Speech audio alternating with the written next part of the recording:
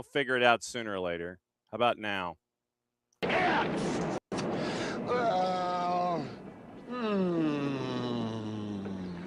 on, man. Go for it, dude. It's Friday! Friday! Friday!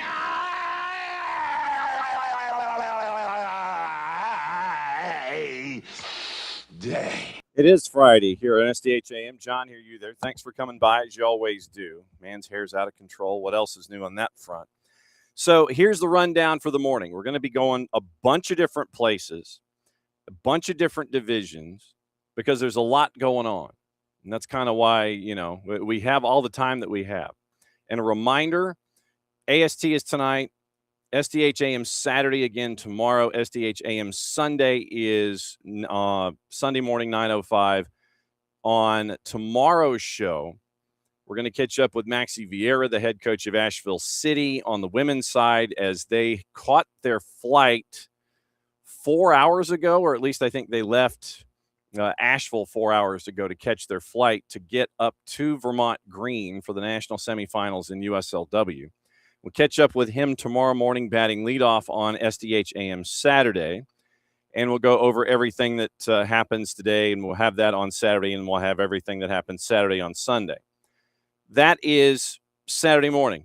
I say that because at 10:30, Jake Griffith, play-by-play voice for Minnesota Aurora, is going to be joining us. You might know Jake from his time with MLS Next Pro and the matches that he gets to call there. He's also spending his time with Minnesota Aurora. They are in the national semifinals on the western side of things, and they are traveling to Salmon Bay, basically Ballard. It's Ballard FC's women's side. So they're having to travel for the second week in a row, going from one end of the planet to the other. They're in the national semifinals, USLW taking on Salmon Bay. That is happening this weekend as well. Jake's going to join us at 10:30 for a bit of an education on USLW and on Aurora, and maybe some MLS Next Pro while we're at it, since we've got him and we have him cornered. 10 o'clock. This one's fun. It's always cool when we get to sit there and go yellow cello. Marcelo Balboa is going to be joining us at 10 o'clock, and he will be breaking down whatever's on his mind. I do have USMNT questions, don't get me wrong, but he is in Connecticut, and he is doing work with CBS Sports on all of their platforms, so he'll be on the Eastern time zone settings at 10 o'clock when he joins us. I always worry, and I'll tell Cello this when we see him, that when it's early morning out in Colorado, it's 8 o'clock, when he would be popping on normally. If we were to request his presence in that time slot on Fridays, it would be like 8 o'clock in the morning. And it's like, that's pushing it for me. Having folks in the central time zone in the 10 o'clock hour, that's cool and everything, but the mountain time zone and beyond, that's a little worrisome. And I always am afraid about having guests on live unless it's like 11 o'clock or later when we're dealing with mountain time zone and Pacific time zone. So Cello is on the East Coast. He's working with CBS for the World Cup, and we're catching up with him at 10 o'clock about a bunch of things. 9:30, we get to catch up. Wow, Bam, good evening. Good, welcome back. The morning, David. So 9:30, we're catching up with the chairman of the NPSL, Steven Wagoner.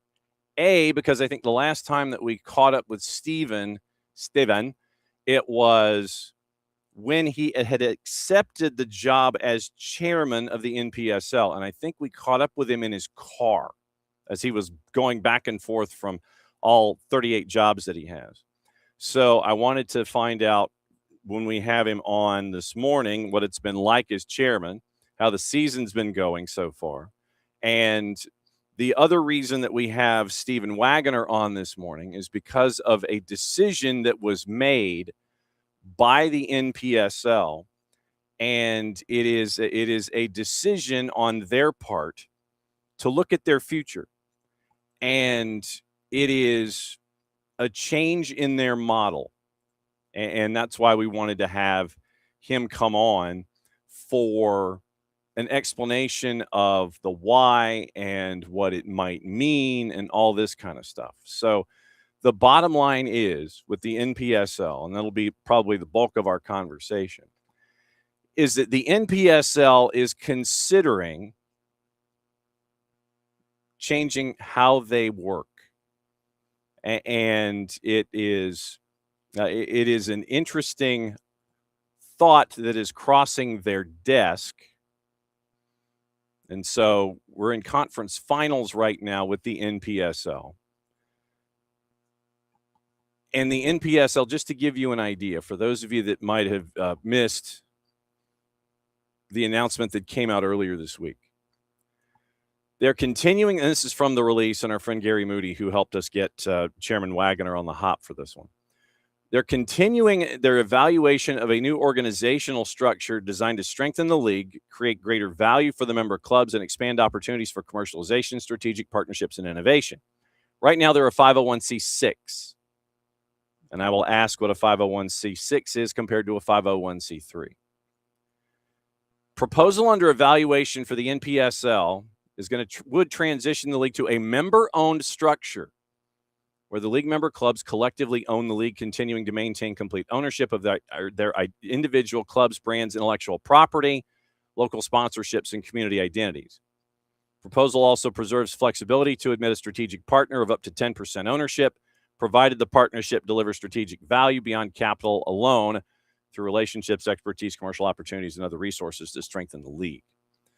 And so this would be their chance to reconsider their business model. So we will get into the conversation with Chairman Wagoner at the bottom of the hour about the season, about him, and about this, and find out timetables and ask economic questions and all that kind of stuff. So that is the rundown for this morning from a guest perspective. Obviously, we have to go over what happened in the World Cup yesterday. And mama, there goes that man again. He had another moment. And Atlanta United played yesterday against Sporting Kansas City in a friendly up at Children's Healthcare of Atlanta training ground. It wasn't necessarily that friendly at points, but we did see a couple of things. And in that, we'll run your highlights, and then we will have your AST rewind involving Jason and Noel, as they had a bit of an intersection discussion last night on 92.9 The Game and the Odyssey app about what Jason saw very early yesterday morning with Atlanta United. Tomorrow also we will catch you up with what happened with the USYNT U20s on the women's side. They played the first match ever over at the Pagoda at the Arthur M. Blank the U.S. Soccer Arthur M. Blank National Training Center. So there are two fields that are off to the western part of the property, and there's an observation platform that kind of gives you the chance to look at both fields. They broke the seal on field 1 yesterday, and it is part of the U20 camp for the USYNT and the women's side. And we caught up with Coach Carly Jepson, and we'll let you know what happened in day 1 as they're in the middle of their camp until the 15th. And I think it's the 15th. I think it's 6 through 15. And there's another friendly coming up in a couple of days. It'll be on the property. I think it's Sunday night. So we'll catch you up with all of that tomorrow, in addition to Asheville City Soccer Club joining the ranks and being back on the show. And we'll have their discussion about the USLW national semifinals tomorrow morning, 9:05, with Coach Maxie Vieira. He'll be joining us on the morning show on SDH AM Saturday. So that is the rundown for the morning. And yeah, Bam. Well, you can always catch us on tape. Bam was in LA for the World Cup. And I know that we're on entirely too early. We're on for him as he goes to bed in his normal habitat, but he was in Los Angeles with the World Cup. And so we were on entirely too early for him in the morning. So morning, Bam, morning, David. Thanks for dropping by, as you always do. Okay, opening kickoff. Brought to us by our friends at Black Pitch Coffee and blackpitchcoffee.com. Starting your day with the most important stories in the game, the right way to start your morning. Black Pitch Coffee, part of the SDH community, showing up at events all over Atlanta. Try their home blend made with beans in Brazil and Guatemala, heavy body, notes of walnut and semi-sweet chocolate, and a rich world-class finish. Opening kickoff, powered by our friends at Black Pitch Coffee and blackpitchcoffee.com. Yesterday, I don't know if you know this, but there was a there was a game that was halfway between Providence and Boston. And it was an opportunity for all of us to see a particular team who is in the upper part of a particular bracket chasing after the idea of being in a semifinal. And it was France, and Morocco. And it was fairly dominant from France because Morocco was missing some key folks. Saibari was one of them, and you also had some injuries that you were navigating at the back. So the main game plan was try and defend. Yassine Bono was out of his mind at points and kept them in the match. And then you had a penalty, which really wasn't. Because if you looked at it, Mbappe was already starting to, dictator Mbappe, was already starting to kind of fade as contact was coming.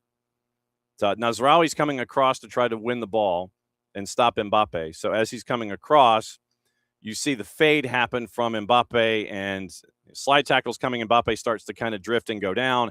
They called a penalty. It survived VAR. Don't ask me how.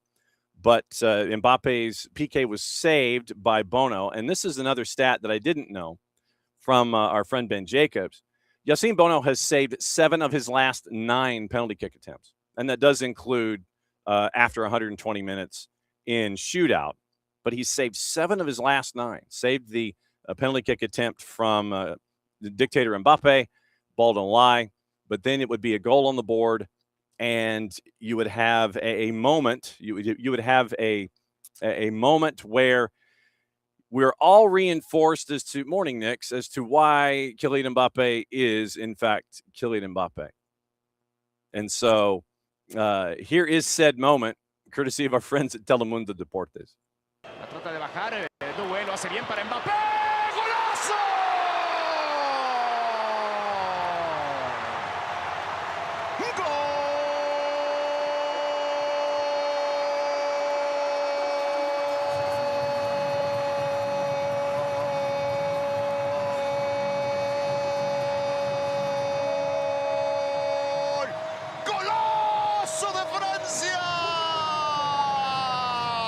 Espina clavada y Francia lo gana 1-0. Así es, lava su error que había tenido, no nada más errando el penalti, sino también en un par de ocasiones. No se toma nada de tiempo, ni siquiera toca la pelota antes de jalar del gatillo y ve a dónde la pone, pegadita al palo. Este hombre tiene 8 goles en la Copa Mundial, 11 convertidos en los últimos 7 partidos. Número 10, Kylian Mbappé. 20 goles ya en Copa del Mundo, se pone a 1 de Leo Messi. 8 lo ha alcanzado a Messi en este mundial. Kylian Mbappé. So Mbappe gets the goal, and it ends up with a 2-0 win, missing a 28th minute penalty. And now it is the 3rd consecutive World Cup semifinal for France as they wait for the winner of Spain and Belgium. And with that matchup hovering today, we'll get into juice boxes here and let you know what is going on. By the way, yesterday, the XG for Morocco, if you believe in these kinds of things, 0.14. They were missing a lot of firepower, and it showed. Absolutely showed. And so France gets the Duke 2-0. 2 goals, 6 minutes apart, Mbappe and Dembélé. And just to give you an idea on the stats. XG 3.69 to 0.14. Total shots 22 to 5. 8 shots on target compared to 1. 28 touches in the opposition 18 compared to 8. 6 big chances compared to none. I was going to say 9 shots off target compared to 3. 8 shots on target compared to 1. 5 shots were actually blocked of France's. They hit the woodwork once. Shots inside the 18, 12 compared to 10, which meant that it was 1 compared to 4. And it was 16 tackles for Morocco compared to 11. France had more picks, 13-6, more blocks, 5-1 to the other side. Clearances, 20-12 for France. They won 43 of 79 duels on the day, and they won 12 of 13 in the air. 12 of 13 duels won in the air. and 23 fouls, 13 were committed by Morocco. Obviously, Kylian Mbappe, 77 minutes played, a goal and an assist, registered the highest number on the board with an 8.6, even with the missed penalty. Desiree Doué an 8.4, Ousmane Dembele an 8.3, and he played the full 90 minutes. So advancing to another semifinal. Number 3 team on the planet, or this or any other planet, frankly. And so that sets up this afternoon. And it is Spain and Belgium. This one's at 3 o'clock Eastern time. Number 2 versus number 9 on the planet. And I'm trying to see if we have any juice boxes posted here. So, of course, you sit there and you want to go to your favorite juice box purveyor, and they're like, we don't have any odds yet. And I'm like, shenanigans, you don't. You absolutely have. You absolutely do. You absolutely do.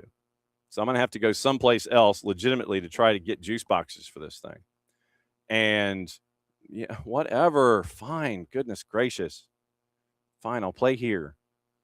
And so right now, Spain is a minus 334, and this is to advance. Belgium is a plus 250 to advance, straight up. So that is your straight up advancing. Lamine Yamal at an over 1.5 is starting at a plus 225. It's now up to a plus 250. De Ketelaere, just to give you an idea, De Ketelaere scoring with his head is a plus 1,600 after starting at a plus 1,400. So the money is heading pretty much in one direction, no real surprise.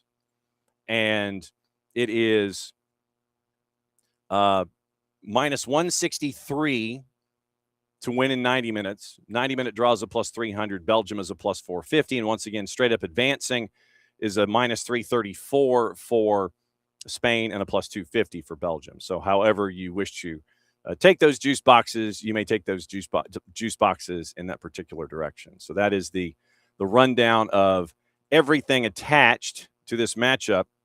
Spain beat, Spain beat Portugal 1-0, unbeaten in 11 meetings with Belgium since 1980, winning 9 of them.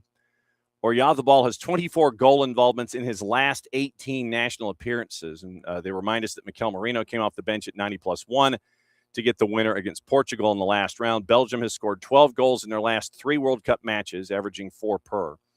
Came back from 2-0 down to beat Senegal. Substitutes have scored 5 goals in the World Cup for Belgium, the most of any team. And they are coming off of, obviously, the 4-1 win over the United States in the last round to get to where we are. Once again, 3 o'clock at SoFi, a.k.a. Los Angeles Stadium. And Michael Oliver is the man in the middle, your Premier League referee. Michael Oliver in the middle for this one at SoFi. 3 o'clock kick, Spain and Belgium, however you wish to consume, at number 2 versus number 9 on the planet. And that one is on a bunch of different places. And mainly I'll be watching on Telemundo because I just watch on Telemundo. Speaking of, since we're getting in that direction, what to watch, where to watch it, how to watch it, brought to us by our friends at Fanatis, FNTZ.co/soccer down here. 5 a.m. Australia time for Spain and Belgium. Spain is paying out, according to BAM, $1.61 on the draw. Spain is paying $1.61 on the draw, $4, and Belgium at $5.70. Lamine Yamal is paying $2.40 for an anytime goal. Morning, Abby. So here's your rundown for today, and it's really easy. It is Spain and Belgium on Big FOX, Telemundo, Fox ONE, and Peacock. On the women's side, the NWSL is up and running. Orlando and Kansas City current there on Prime at 8 o'clock. NWSL Plus has 2 other matches at 8, racing Louisville and Bay. Boston Legacy and Chicago Stars. Victory Plus has Utah and Gotham at 10 o'clock. That sets up Saturday. USL Prinks Cup, 9 o'clock. San Antonio and Red Wolves. That one's on the Deuce. Still have yet to ever see a Prinks tire. And if anybody ever sees a Prinks tire, can you please take a picture of it for me? I mean, like in civilization. Take the picture of said tire in the wild and fire it over here.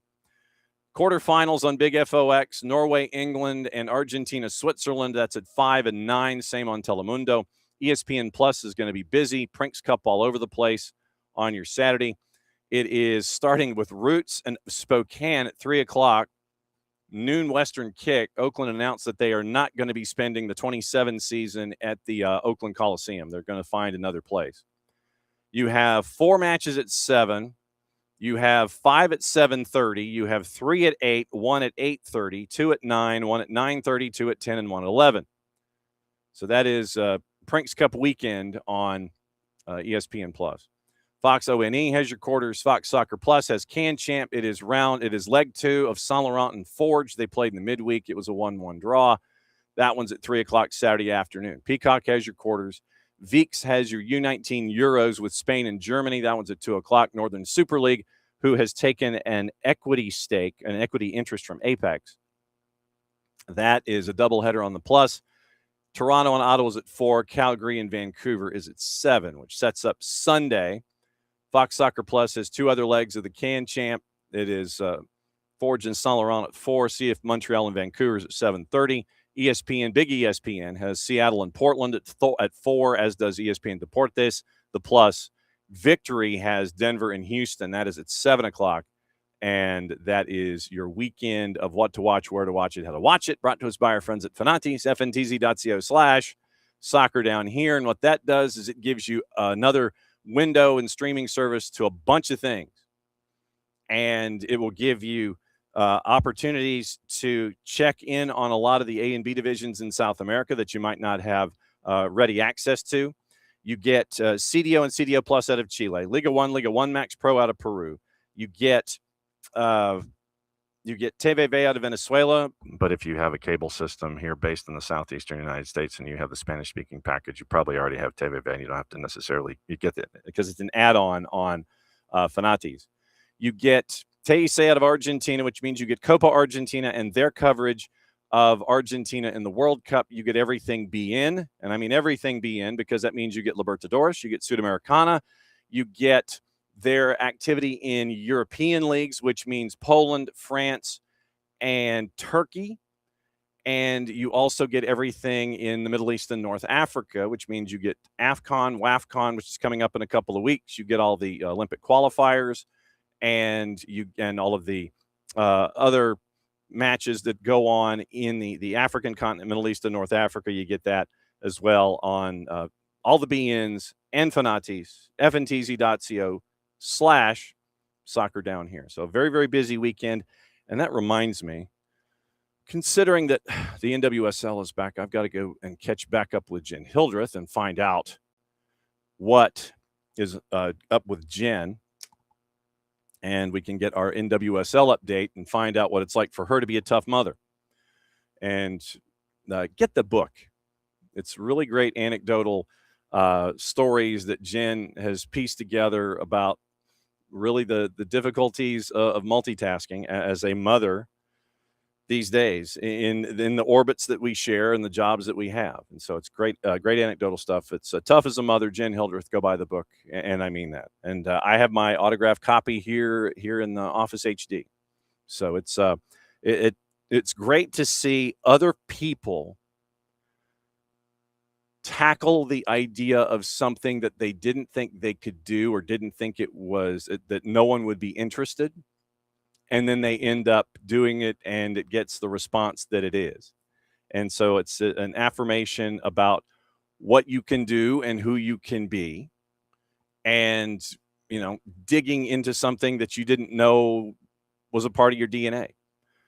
And like for me, having done it 6 times and having one book half done that I need to clone myself to finish, and the idea of book number 8 is out there and I know what I want to do with it.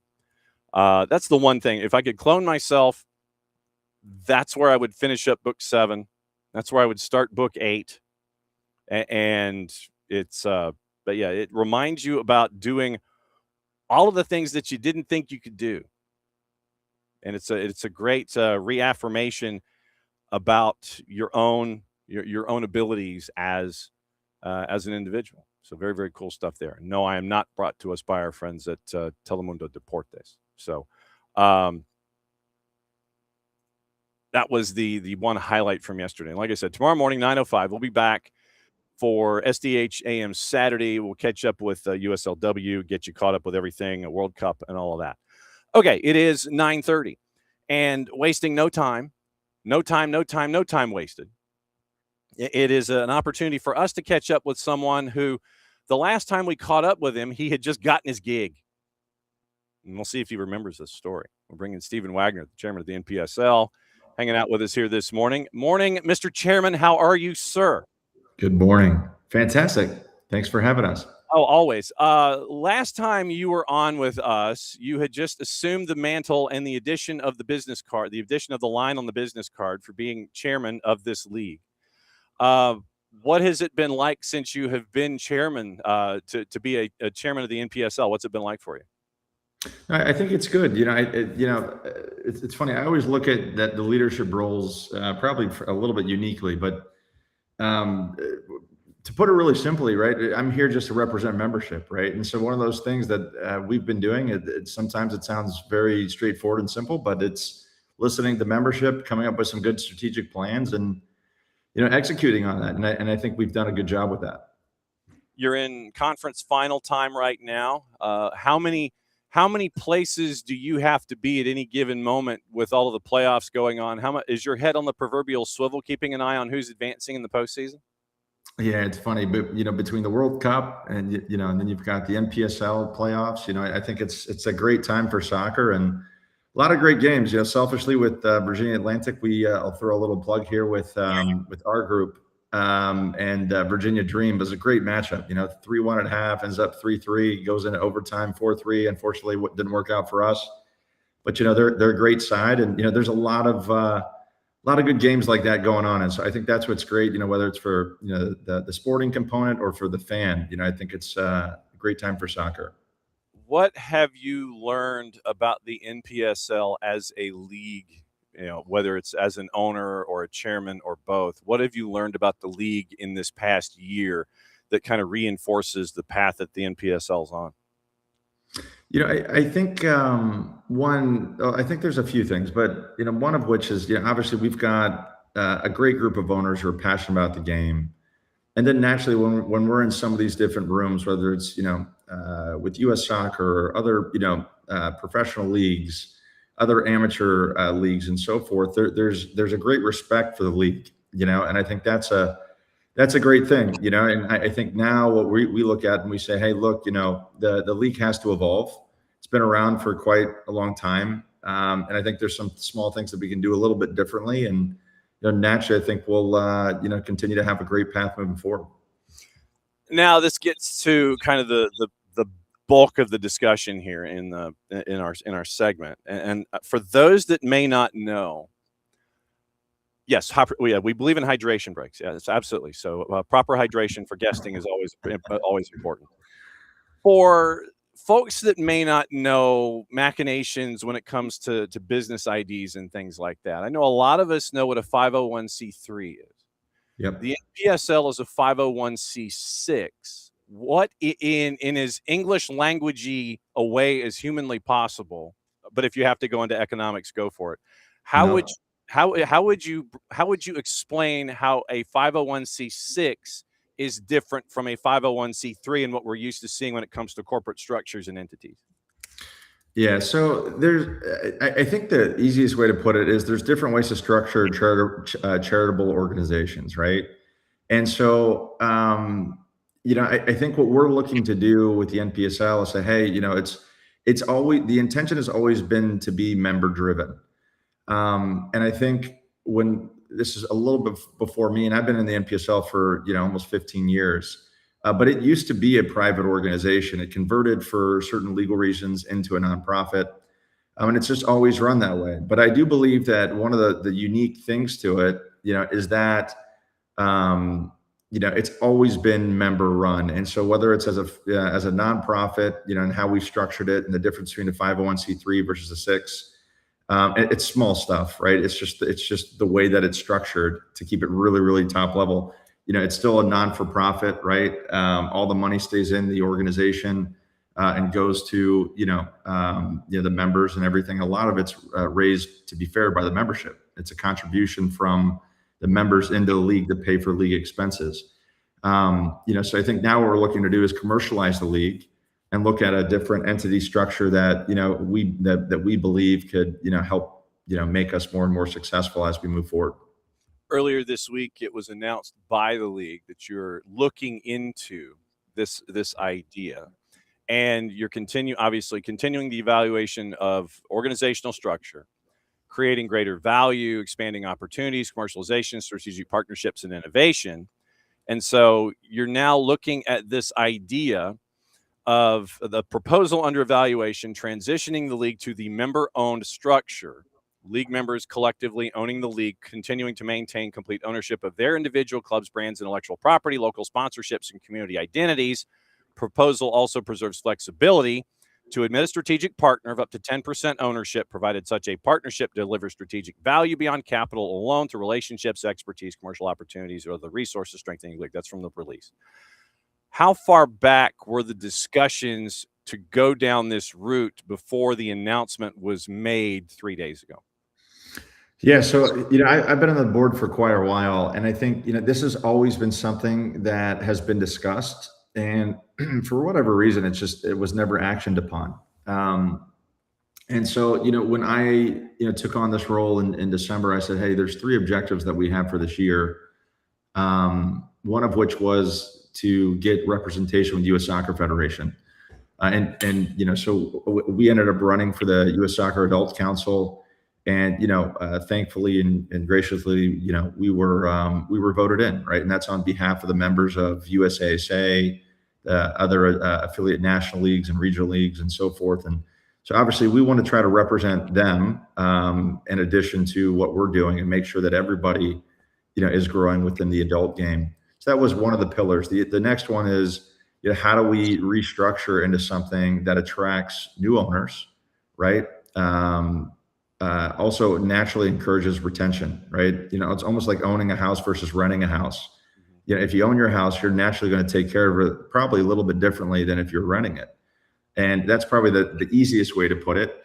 And then lastly, is how do we align and identify within PLS under professional league standards? And so I think there's a lot of strategy. And so those are really those 3 objectives that we have for this year.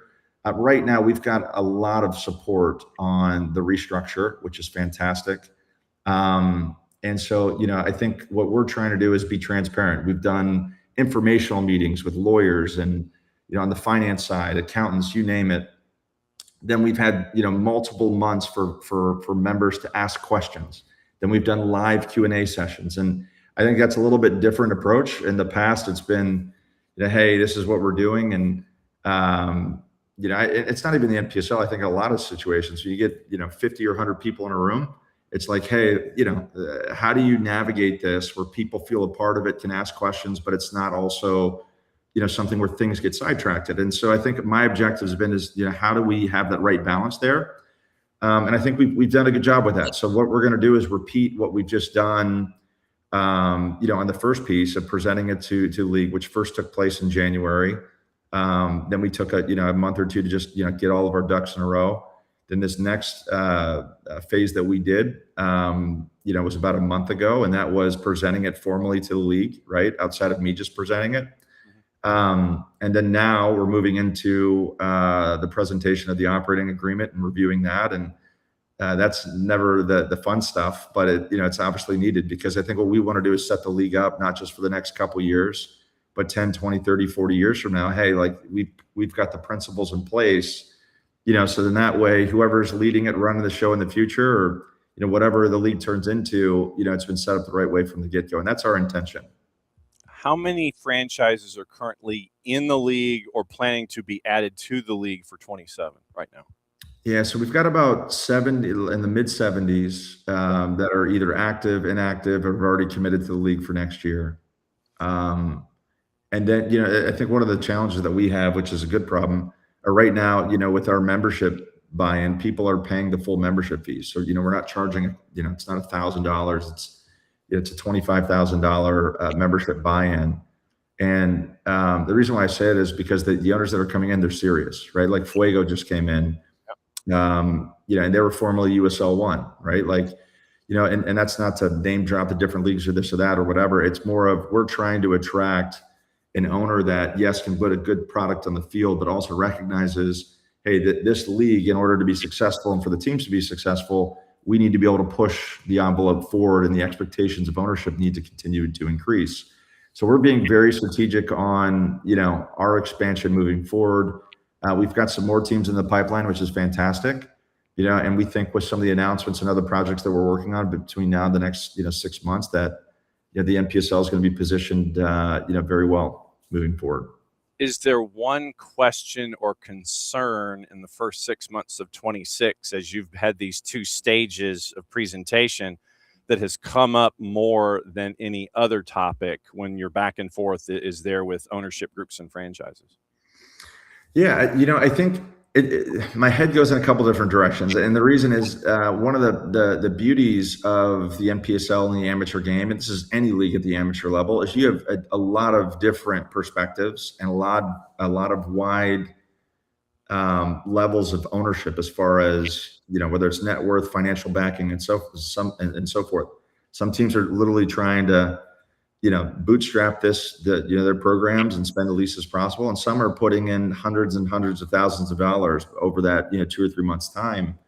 Like I could talk a little bit about our group. We did housing. We had 16 housing spots, 3 houses we rented over the summer to bring in top players. And I think that showed this year, right? Like our product is really good on the field, but also we're taking care of, our players. But I think the challenge is we want to come off, to answer your question directly, we want to make sure that it's very formal and that the legal piece is worded correctly and properly, but then it's how to, no different than you're asking, hey, the difference between a 501c3 and a 501c6, how do you then, dumb it down so then that way, not as it only everybody can understand it, but in addition, that it's not overcomplicated. And I think that's one of the things too. But there's been a lot of really good questions on it. A lot of it is just making sure. I think people want to make sure that they're still going to have a voice, and that the league is being positioned correctly. Is there more of a concern from, and I'll just use this in a budgetary sense, is there a concern from those that are, to use your word, bootstrapping, to come into this conversation versus the ones that are spending the 6 figures? Is there a concern that those that are bootstrapping their way in may not have as much of a say at the table if things continue to progress their way down the line? And how much of a challenge is that for the NPSL to reassure those bootstrap franchises, no, everybody's got a seat at the table here? Yeah, so it's actually a great question. One of the things that we made sure of is that, there's not going to be, people aren't going to be able to throw their weight around based on, hey, I've got more money than you, or this or that. It's going to be one vote per team. And naturally, right, if there's 100 teams, there's 100 votes. If there's 50 teams, there's 50 votes. Are there's other different ways to structure things? Sure. I think one of the things that we're looking at is equity through tenure. Now I don't want that to be confused with voting, right? Because that'll be different. So voting rights versus equity. But as you stay in the league 5 or 10 or 15 or 20 years, there will be some incentives that, you would basically have vested equity or additional units, awarded to you within that LLC model. Being LLC declared as a partnership is the structure that we're looking at. And the reason for that is we want people to be around, right? If you're invested in the league for 5, 10, 15, 20 years, you should be rewarded, right? And that's any business. And then naturally, I think there's just this natural evolution where, if you've got equity, and I'm not going to throw on valuations just because I think that would be, a little misleading for the conversation today. But let's just say that you had $1 today, and now all of a sudden you have $3. Right? Like all of a sudden people look at it and say, well, hey, like we've got something really, really cool here. Why would you leave? And so I think there's just a lot of different ways of looking at it, whether it's retention or it's just naturally value creation, right? Like by doing this, we've created millions of dollars in value for our owners overnight, Yeah. And you're looking to continue to build upon that. And that was the interesting element as a part of this that I picked up in the release was, you were looking to the idea to be flexible enough to add the strategic partner of up to 10% ownership in this. And, we're seeing we're seeing equity funds in college football. We're seeing them dive into conferences and sit there and say, hey, if you want to improve, you can do this. And I mean, specifically like the Big 12, where they're like, hey, if you want $30 million per franchise, you've got to do this, and this. Is there any concern on your end if you were to have a strategic partner? Is that why you're capping it at, say, a 10% interest level, so that way their interests don't supersede the interests of the league on the whole? Yeah, I mean, I think the intention is to have it as a member-owned and member-run league, right? And so, we could deviate from that. What I mean by that is, the league could come back and say, hey, all the members voted and, we've got a partner at 50-50, right? Or it's whatever, right? But I think the intention here is like, hey, is there, a group or, I'll give you a wide variety, right? It could be private equity. It could be a soccer league, whether it's domestic or international, right? Like, we don't want to limit it, but I think being able to say, hey, listen, we recognize the game's a lot bigger than us. And that if we can get if we can have a partner that can add value beyond just, hey, if your financial valuation is X and you get 10% of that, that's, for me at least, I don't really look at that as the real reason to do something. The real reason is, hey, we've got someone who can come in and they're going to grow with us. And then naturally there's a win-win that we're creating more value for members. So that's the thought there. But again, it's that could change. Like, we'll have to see how that looks. Not going too deep here, but you ultimately could have a holding company, subsidiaries under it, and naturally you can have different equity structures under each subsidiary, right? Like, so there's just so many ways, and we've done a lot of financial modeling on this. There's a lot of ways to structure it, but I think what the reoccurring theme is, we want to make sure that our members are heard and that have an equal voice. And I'll kind of end with this on that, is that right now you do have some leagues that are member owned. A lot of them have a majority or almost a majority of a partnership, right? It might be a 51-49% or a 60-40, right? In some scenarios, you've got it's completely privately owned.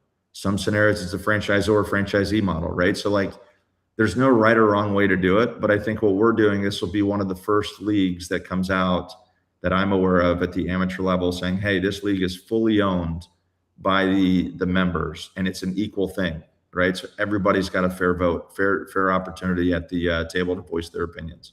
Yeah, you mentioned the equity stakes for experience and being in a league for a long time. I was going to ask you how you were going to break a tie if it was an even number of franchises, and you kind of gave me that one.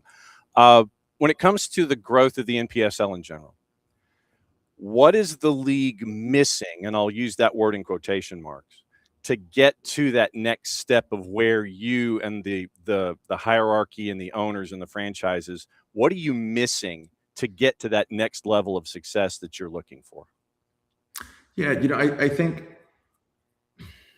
there's a lot of thoughts that come through my head. So I think one is the type of owner, right? Like, we want to continue to evolve, and we want the and by the way, we always hope that it's the owners that are in the league, right? Like, that's our intention. But I think naturally, right? Like, and this is public knowledge, right? Real estate backed deals make a lot of sense, right? If you can control your venue and you can have influence and monetize, that makes a lot of sense. We're looking at from that standpoint. I think that's a massive differentiator at the amateur game. I think one of the things that we've looked at in the structure of this agreement with the owners is, at some point, that the conferences would be capped, right? So we're looking for 6 to 8 teams in a conference. And then it's, how many conferences would you have within the country? And so what ends up happening is, if you want to come into the NPSL and, that conference is full, unfortunately, there's not a spot at that national level for you, right? Today. That could change in the future. Again, there's always succession planning and different modeling that can go on. But I think our objective is like, hey, can we get into this place where we've got 6 to 8 teams in a conference within a certain number of conferences, right? And then all of a sudden, valuation starts to go up, especially you have some of these really unique partnerships.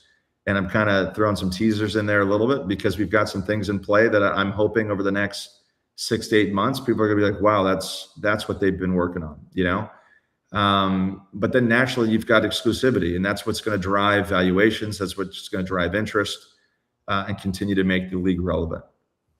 Well, you can always break news here if you want. It doesn't necessarily have to, I mean, well, I tell you what, we'll definitely, I've always enjoyed our conversations. So, as some more things come out, we'd love to, come out and have additional conversation about it. Oh, yeah. We ain't going nowhere. So, I mean, you just have to tell me, sit there and goes, knock on the door. Since where the key is under the mat now, you can pretty much get in any time. So you're looking for the review process to happen for this remaining 6 months of this year, 5 months of this year, and have it in place for the franchises that want to come in 27 that haven't announced they're coming in for 27. Is that the grand idea? Correct. And actually the timeline will be slightly quicker than that. We actually have a timeline that gets us through the August timeframe. And so right now we're putting all that together. We stopped a little bit over the last week or so for a couple different reasons. When I say stopped, we just pushed the timeline maybe a week or so. You wanted to watch the World Cup on TV. I know. Exactly. That's what it was. No, you know what it ends up coming down to is you put a timeline down, and then, I want to make sure that members don't feel rushed. That's really what it comes down to. And if that's 80-90% of the room is feeling good, but you still got 10% that has questions, what's the point in shoving it down someone's throat of like, hey, no, this is this and we're moving forward. So my thought was, hey, let's push it back a week. Again, we've got the majority of the league, that more than the majority are very, very, it's about 90% of the league is for this today. And those are great numbers, right? So, I think now it's, hey, we'll move into that second phase. There's a couple strategic partnerships that we're working on. And so we have some of that in parallel too. Like, how do we position this based on what we're doing to make sure that all of these, nicely funnel in together. But so what people naturally see is over probably the next, 30 to 60 days, hopefully we've got an announcement coming out saying, hey, that, we're, moving forward with this and this is where it's going. That could change, to be fair. It could be that, hey, all of a sudden it's not 80-90% or 85-90% and it turns into something different. I don't want to say that just because I don't want to ever look like we're shoving something already, before it's happened. But right now it's looking really, really good. I think that the teams are excited. The league's excited. The board is unanimous. The staff is 100% behind it. I mean, that's one of the things too. Hey, does the staff believe in the vision? And they're 100% excited about it. So I think, everything's lined up right now, looking fairly well. And the plan will be over the next 30, 60 days to keep this moving forward, and then we'll have an update. And we look forward to getting that update either mid-August, mid-September, or mid-whenever. As always, it is great to catch up with you, Steven, and find out what's going on with the NPSL, because it is a moving, growing organism. And for those of us that had issues in science class, that's why we talk to folks like you who are the science teachers when it comes to the growth of the NPSL. Thanks for dropping by this morning on a Friday. Enjoy your weekend. Enjoy the World Cup, all the things, and we'll catch up with you soon, my friend. Thanks for dropping by. Absolutely. Thanks, John. Appreciate you having us. We'll talk soon. You got it. Steven Wagoner. He is the chairman of the NPSL. And that was something that came across our desk earlier this week. And we were like, yeah, we kind of need to talk about this. And I can't thank Gary Moody and the NPSL and Mr. Wagoner, of course, for hopping in with great speed to come in and have this kind of a conversation. So, yes, we'll be keeping an eye on things. And yes, for those of you that are following along, your brackets when it comes to the NPSL, they are condensing. It is literally condensing. And we are, full disclosure, keeping an eye on our friend John Schuster and what's going on at Duluth FC, since they have advanced to the North Conference Final, winning over Dakota Fusion. And that was last night. So the Blue Greens knocking off Dakota 2-1 in their regular season match. And so two teams met for the third time in the North Conference semi. And Duluth gets the Duke. And so, yes, things continue the way that they are. We will be reaching out to our buddy Shuey and finding out what it's been like to be a mogul when it comes to Duluth FC, because it is right. Actually, it is right. Where is it? Where is it? It's right here. Yeah. See, here it is right there. There's the Duluth FC scarf brought to us by our friend John Schuster. So right there, that's where that is. So, yeah, we're keeping an eye on the playoffs. and keeping an eye on what's going on at the NPSL. So that was a big conversation that we got to have with Steven Wagoner, the chairman of the NPSL. And so, like I said, we'll be knocking on their door, and they are great when it comes to knocking on our door. Hey, something's coming, and we'll be continue to work on those kinds of things as we go. So thanks to Mr. Wagoner for dropping by this morning, and we will catch up with the NPSL as we go. Okay. This is we're hitting our lights a little early. So I'm going to go ahead and call this one, and we can have our hydration break to go with, because this will be the fun part. 10 o'clock is usually when we catch up with our friends from Apple TV and Major League Soccer and all the things, and we get to ask questions and find out what's going on in the brains and the minds of those who are far smarter than us when it comes to the sport and what is going on. And I had made this concern when we started the show this morning, that when this particular individual is home, and I mean like home, when we start and the particular segment shows up in this particular time on the clock, it's like breakfast time. And I get a little skeezy, you know. It's like, hey, it's 8 o'clock in the morning normally. Can you come in? Can you come in at 8 o'clock in the morning? I was like, A, I don't even know if they're awake. B, this particular guest has joined us from Airport Concourses. I think that's the plural. Concorsa. And he has been hopping on planes, about ready to go through metal detectors. And he's joined us in all these different places. Now he's actually joining us from the East Coast. And we get to find out what's going on with our resident Hall of Famer, Marcelo Balboa. Yellow Cello, what is up? What's up? My camera's not turning on. Why do I always have problems here? All right. So are you on a laptop? Yeah. Okay. So there should be like a little flip bar. I see it. It's not doing anything exciting. Well, I mean, it's the flip bar. Yeah. Are you going to use the flip bar? You got to actually hit the bar and I did. Then I don't know, Cello. I don't know either. Me and computers. I'm going to try it on my phone. No. Look. I will take the audio. I will take the audio. All right. We figure out the camera. What's up, buddy? Dude, it's been entirely too long. It's been fantastic to see what you've been doing up there with CBS. And so, what has it been like for you to see what's been going on with this cup that the world is chasing after, sir? Oh, it's been fun, man. You know, we waited a long time, 32 plus years, to get this World Cup back. And I think it's lived up to the billing. You know what I mean? We were excited for the first 2 weeks because our teams were winning. And, it's unfortunate the way they lost. But I think overall, when you look at this World Cup, this is the reason why we brought it back, is and now can see why we love this game so much. The drama. The only thing that's been bothering me is a little bit of the politics that's being thrown in. Besides that, there should be never politics in sports. You know that. Mm-hmm. Yes, sir. So since you opened that door, do you want to go ahead and kick it in? About the you asked. I am a poli-sci major, so I guess I should be asking this kind of stuff. So what is it about the politics that's been bugging you?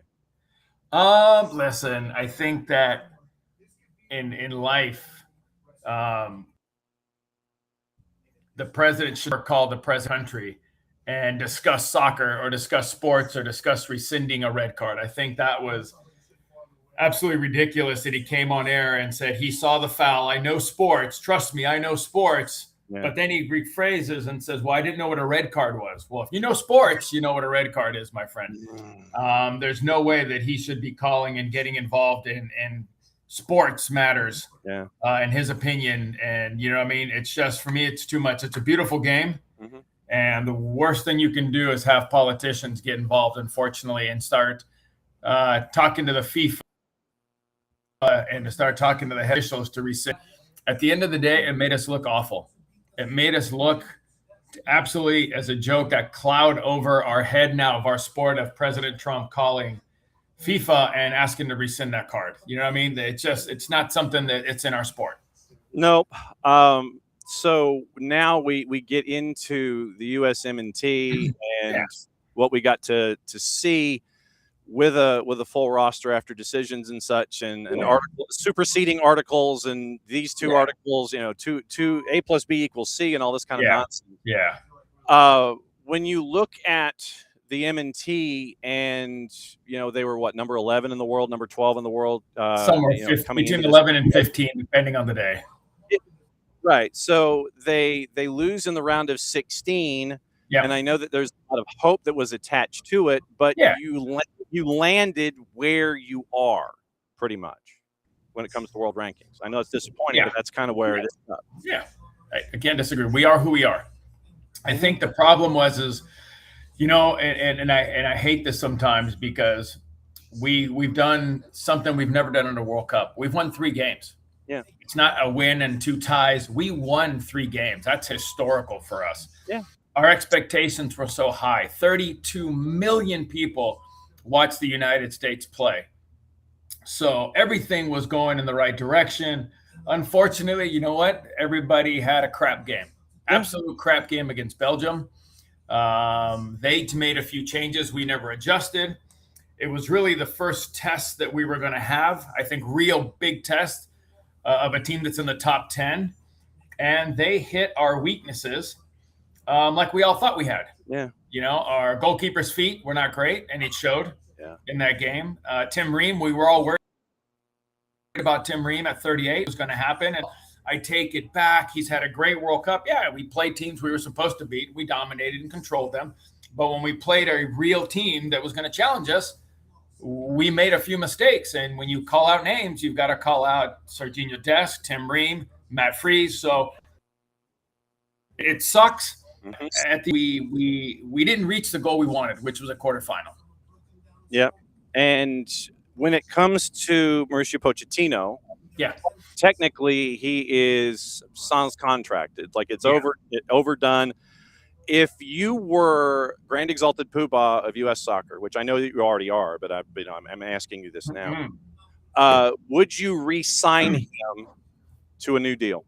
You know what? I think I would sit back for about a month. Mm-hmm. I would process a lot of stuff. Mm-hmm.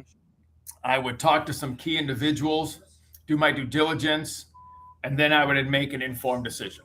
Okay. I think Pochettino's done a great job. But does Pochettino want to coach this team for the next 4 years, or does he want to coach, does he want to coach every day? I would not want to hire Pochettino if Pochettino was now for the next 3 years, people are coming at him. There's a chance he may leave. That would be a very tough one. So I would probably have done what we've asked a long time ago, and they finally did it. I would have hired Steve Cherundolo to do what he's doing now. So if Pochettino does leave, you have Steve Cherundolo drops in, coached at LAFC, coached in Germany. He's got some experience. If Pochettino decides to leave tomorrow, you can slide Steve Cherundolo right into the U.S. national team and have that player take over right now. So would I re-sign him?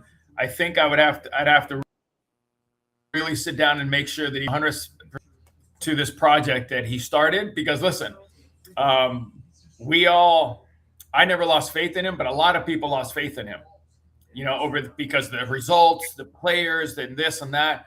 And then all of a sudden the World Cup comes and we all love Pochettino because we won 3 games. And he gave us everything we wanted, his heart, a team that was united, a team that was going to fight and press and do everything. Listen, for 2.5 weeks, this country was on fire supporting this team all over the world. Listen, if they played in LA, we went to a watch party in Nashville. 6,000 people showed up at a huge jumbotron to watch the game. People are watching the game in Times Square. 10,000 people showed up at a watch party in Houston. So they did everything we wanted them to do. Now, because they lost to Belgium, now we start hearing, oh, we suck. We hit our limit. We're not. This Pulisic is terrible. And it's amazing how people out there just kind of those bandwagon, they kind of go one way and they sway the other way. And it sucks because our sport, we're trying to grow it. And I think we did a great job of growing it. It's just too bad we didn't finish the job with Belgium. how I see now I'm trying to figure out the right way to start my question. How did we end up as fans in the extreme where either everything, and this is what we try to do here every morning, we always try to give context, Yeah. and we try to let folks, it's like, here's the evidence, here's context, and let's walk forward. It's not the old game at the amusement park where you shoot the duck with the BB gun and he goes the other way, and then you shoot him again and he goes back the other way. Everything is not 0 or 100. Understand that it's always going to be somewhere in the middle. When did this change to where it's always this, it's either great or sucks and there is no middle? Listen, we have so many wonderful fans out there that follow the U.S. national, that travel, the American Outlaws, you name it. Thousands of and millions of fans right now that love the United States love. But you'll always have those people who, and how do it's okay.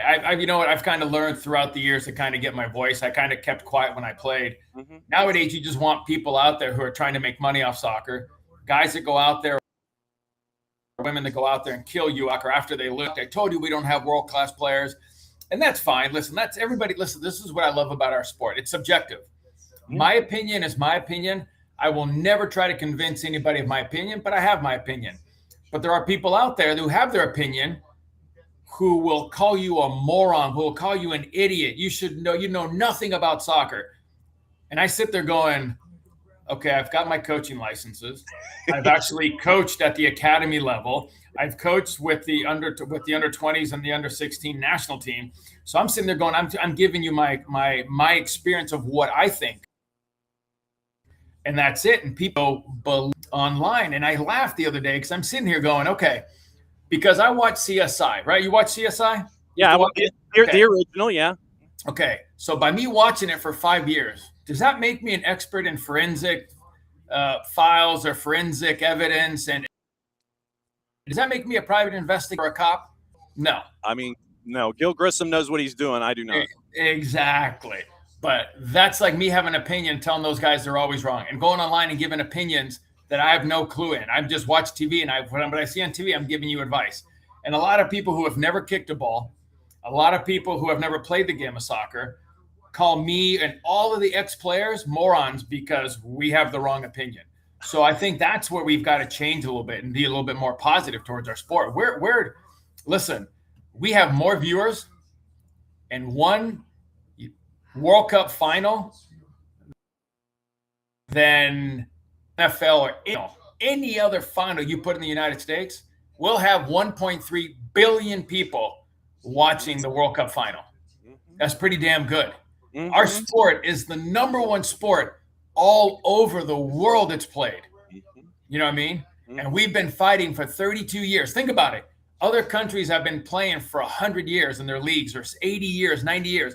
We're at 32 years of soccer, and our fans expect more. You got to love it. That's how far soccer's grown in 32 years, and that's what I love about our sport. We're Americans, and we want to be the best in everything, and we're getting little by little, not fast enough for a lot of people, but we're getting there.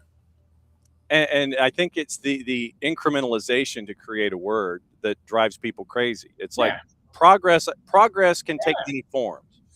Yep. And I know that, look, we don't have the kind of car right now where if you're driving a stick and you start the engine, you can't go from first to third gear and you can't go from third to fifth. We don't have the driving skill or the car to do that yet. Yep.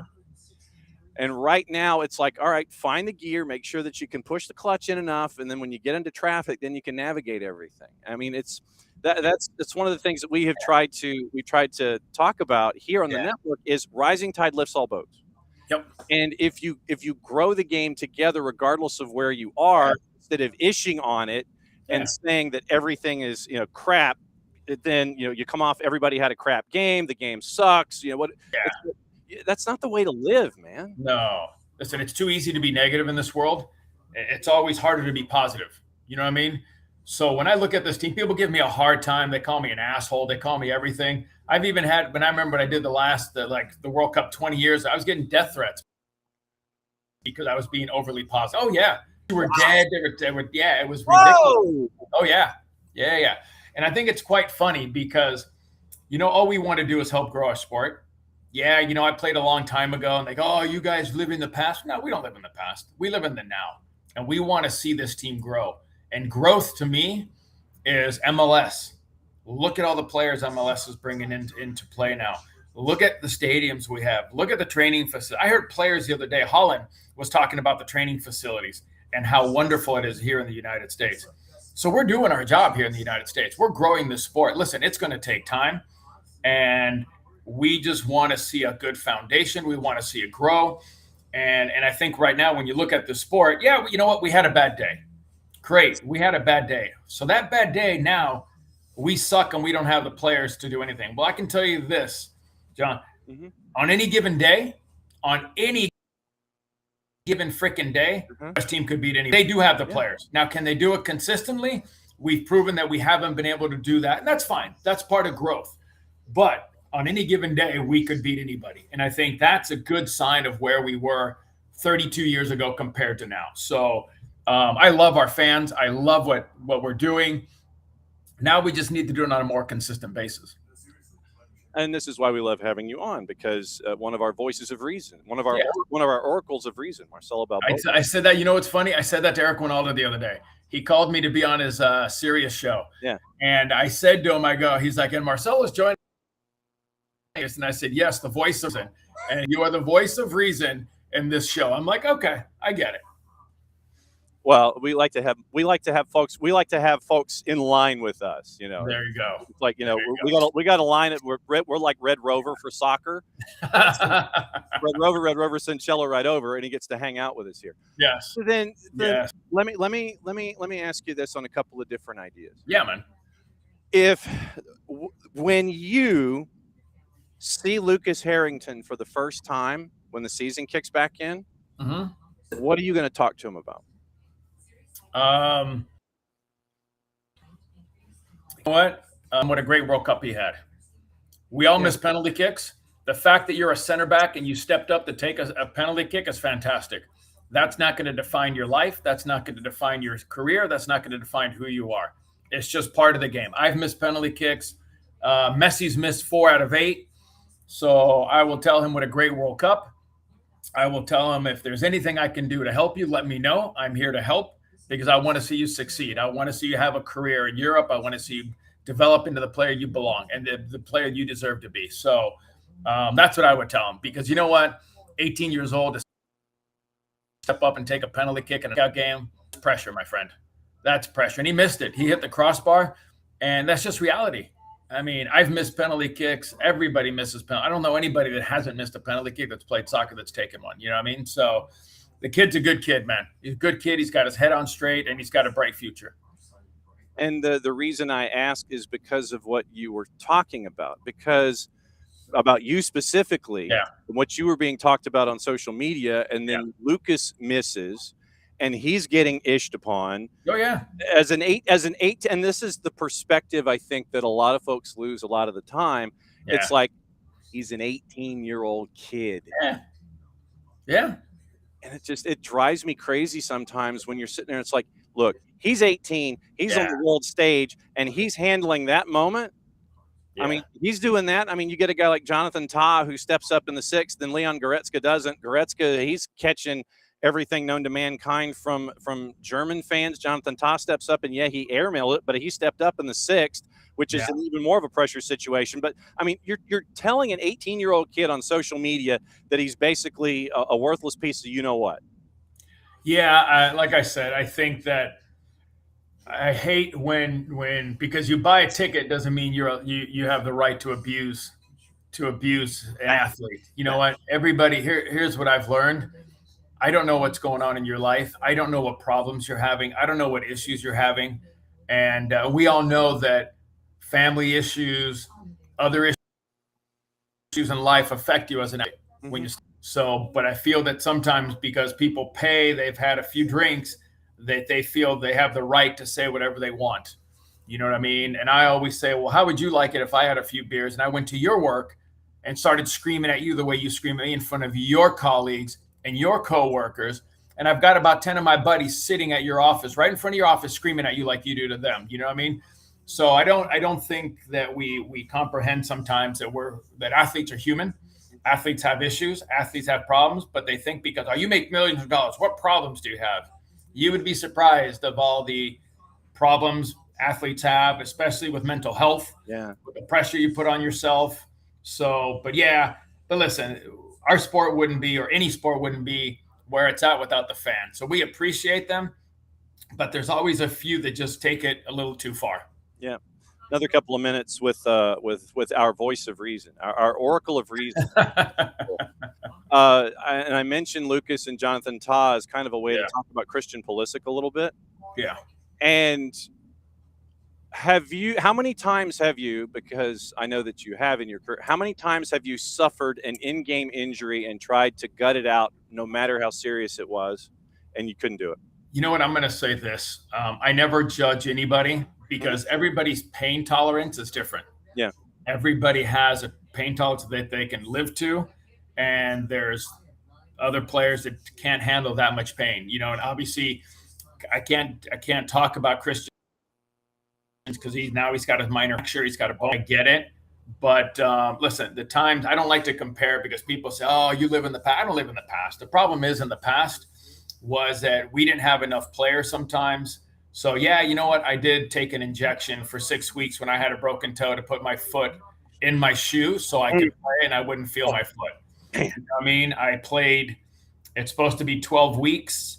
I was kind of forced to play after a sports hernia injury. And if you watch the game, it was against the New York Red Bulls. There's a highlight where I can't really strike a ball with the inside of my foot. The only way I can hit it with my laces because I had sports hernia surgery, and it was about 8 weeks out. I score a goal against New York and Tim Howard, and I start running towards the bench. And I'm running at the bench to go scream just to get in my coach's face. Paul Bravo grabs me by the shirt, and another guy grabs me by the shirt and tackles me so I don't go to the bench. So players play through injury. Listen, if it's a broken nose, if it's something you can play with, a broken wrist, you play. When it comes to your legs, that's a different ballgame because an ankle, you know what I mean, a knee, a fracture of the bone. You know what I mean? There's a lot of different injuries. Do I fight somebody the other day said, I would have never have came out of that game. And I'm sitting there going, I've watched you play. I've seen you come out of games for less than that. You know what I mean? So I don't like when people do that. I don't like to judge or compare injuries. If he doesn't feel he can't run, if he doesn't feel that he can help this team, I'm not going to judge him on that. Maybe he thought, if I can't do it, I got to let the coach put somebody else on there that can. So why would I think that this guy's chickening out, Christian? Why would I feel that he's trying to pull himself out of a game? You know what I mean? That doesn't come across, that negativity doesn't come across my head. That's not the way my head goes. I judge myself. If I can run and I can sprint and it's not going to affect me, a little bit of pain isn't going to hurt me. Yeah. So I can play with a lot more pain than a lot of other people have not been able to play with because of the fact that I've tweaked my hamstring. I took an injection at halftime and I finished the game. So I've played with a broken wrist. You know what I mean? I've got staples put in my head so I wouldn't have to come out of the game, and they stapled me shut. So, and I know other players that have done the exact same thing. So like I said, each individual has to realize how far they can push their body and their pain tolerance. And that's the bottom line of injuries. Yeah, and because that's why I wanted to ask basically what it's like for a professional athlete to try and navigate an injury in game and get to the point to where it's like, nah, man, I'm out here and I'm a minus. I'm no longer an E or a plus. I'm a minus, and I got to fix things. John, let me make this very clear. Yeah, we all disappointed with Christian. Yes. Okay. Because we have such high expectations for this kid. We expected him to put this team on his back, and this was going to be his World Cup. Okay. So it wasn't his World Cup. So do we need to beat the kid up? You don't think he's beating himself up enough as it is? So I don't feel like I need to beat him up. Am I disappointed? Sure. Because I was hoping this was going to be his World Cup. Unfortunately, he hurt his calf. Then he got hurt in that game. But if you go back to the first 45 minutes of Paraguay before he got hurt, he's the one that created the plays for the goal. He's the one, he dribbled by 2 guys. The own goal came. So we know the kid's got something. And I'll say this, I'll put it right out there. He's still the best American player we've ever had. And I put him in the category of Tab Ramos, and I put him in the category of Clint Dempsey, because those, to me, they were in Europe. They were successful. They had a great career. You can't be the best player ever if you've only played in MLS. You know what I'm saying? Yeah. So I think there's we say la camisa te pesa. That means the jersey weighs on you sometimes. Christian, by far, what he's done in Europe on his club team, no other American has done. Do we agree on that? Yes. Okay. When he comes to the national team, he hasn't lived up to the billing yet. He hasn't. That's what we're waiting for, right? That's what we're all waiting for. You know what I mean? Landon didn't play in Europe, but Landon had a great career on the national team. And the same with other. I think we're waiting for that European Christian to show up in a U.S. national team jersey. And the good thing is the kid's still young. He still probably has 2 more World Cups in him. So let's hope he can find his mental strength and his will, and he that sure doesn't weigh that much on him. Yep. All right. So how much longer are you up there at CBS? I'm up here till the 14th. I leave the 15th. That is Wednesday. I leave Wednesday to Seattle to do the first game back for MLS. It's Seattle versus Portland. And it's that game that season in between the semifinals and the final. So if people, are going to miss soccer, so you might as well check out the MLS calendar and go see a game. Absolutely. It has been cool to see you on this coast kicking ass. Not that you don't kick ass on any coast or any time zone you're in, but it's great to where Kirk knocks on your door and I'm not like waking you up and you're facing a bowl of Fruit Loops or something. Buddy, when he told me to do your show, I mean, he called me and said, "Hey, do you have time?" I'm like, "Sure do, damn it, let's go." Oh my God. That's why we love you very much.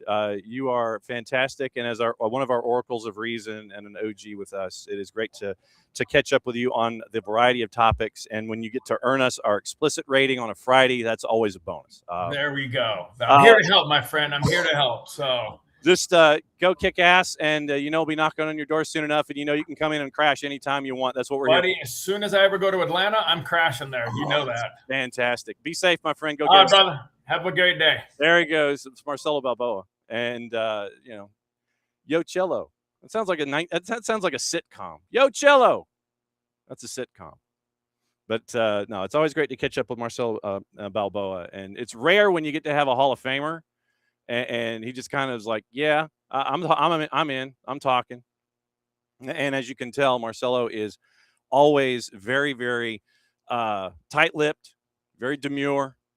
He's very, very, he's very, very quiet, reserved, doesn't have an opinion ever, but it's always good to catch up with Cello. So there's your Hall of Famer on a Friday. So it's always cool. Jake Griffith joining us in about 6 minutes to talk about USLW. And then after that, we will get into the remainder of the stuff on the grid. It is NPSL playoffs. It's Atlanta United. We have goals and stuff from AST with Jason. And we'll get into that. And all of the other stuff before we get out of here. NWSL is back. NWSL is back. And we're going to catch you up with all of that. But it's always great to catch up with Cello. Now I got to go find that highlight where he's basically got a sports hernia and he scores and he's about to kill his coach. I got to go find that highlight now. So yeah, Cello's on with CBS. So anything and everything CBS, go watch. Bottom line. Okay, so gossip, rumor, and innuendo. We got to get into that also here while we are here and let you know what's going on. Wow, Scotty Scheffler is headed for his first miscut in 4 years. That is not soccer related, but that's just out there. Mbappe, after being knocked around by Morocco yesterday, he's like, I'm all good. Liverpool's CEO has quit Fenway Sports Group.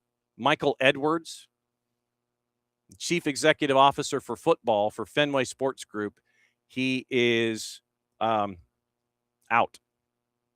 Tendered his resignation departing immediately, and this is from Beth Lindop that came out about 45 minutes ago.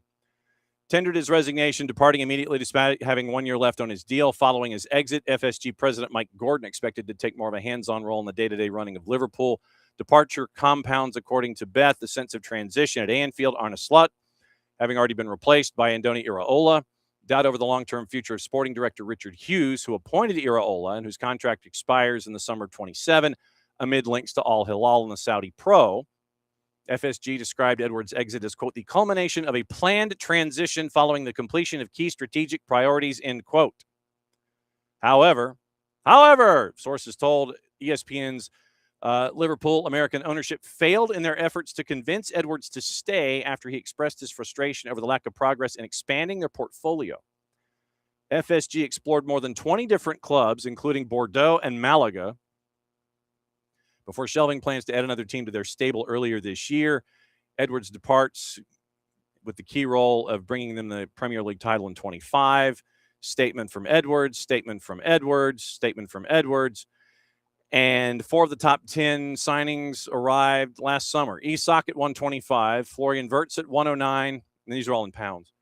Hugo Ekitike at just under 83, and Milos Kerkez was the number 9 signing. So 1, 2, 3, and 9.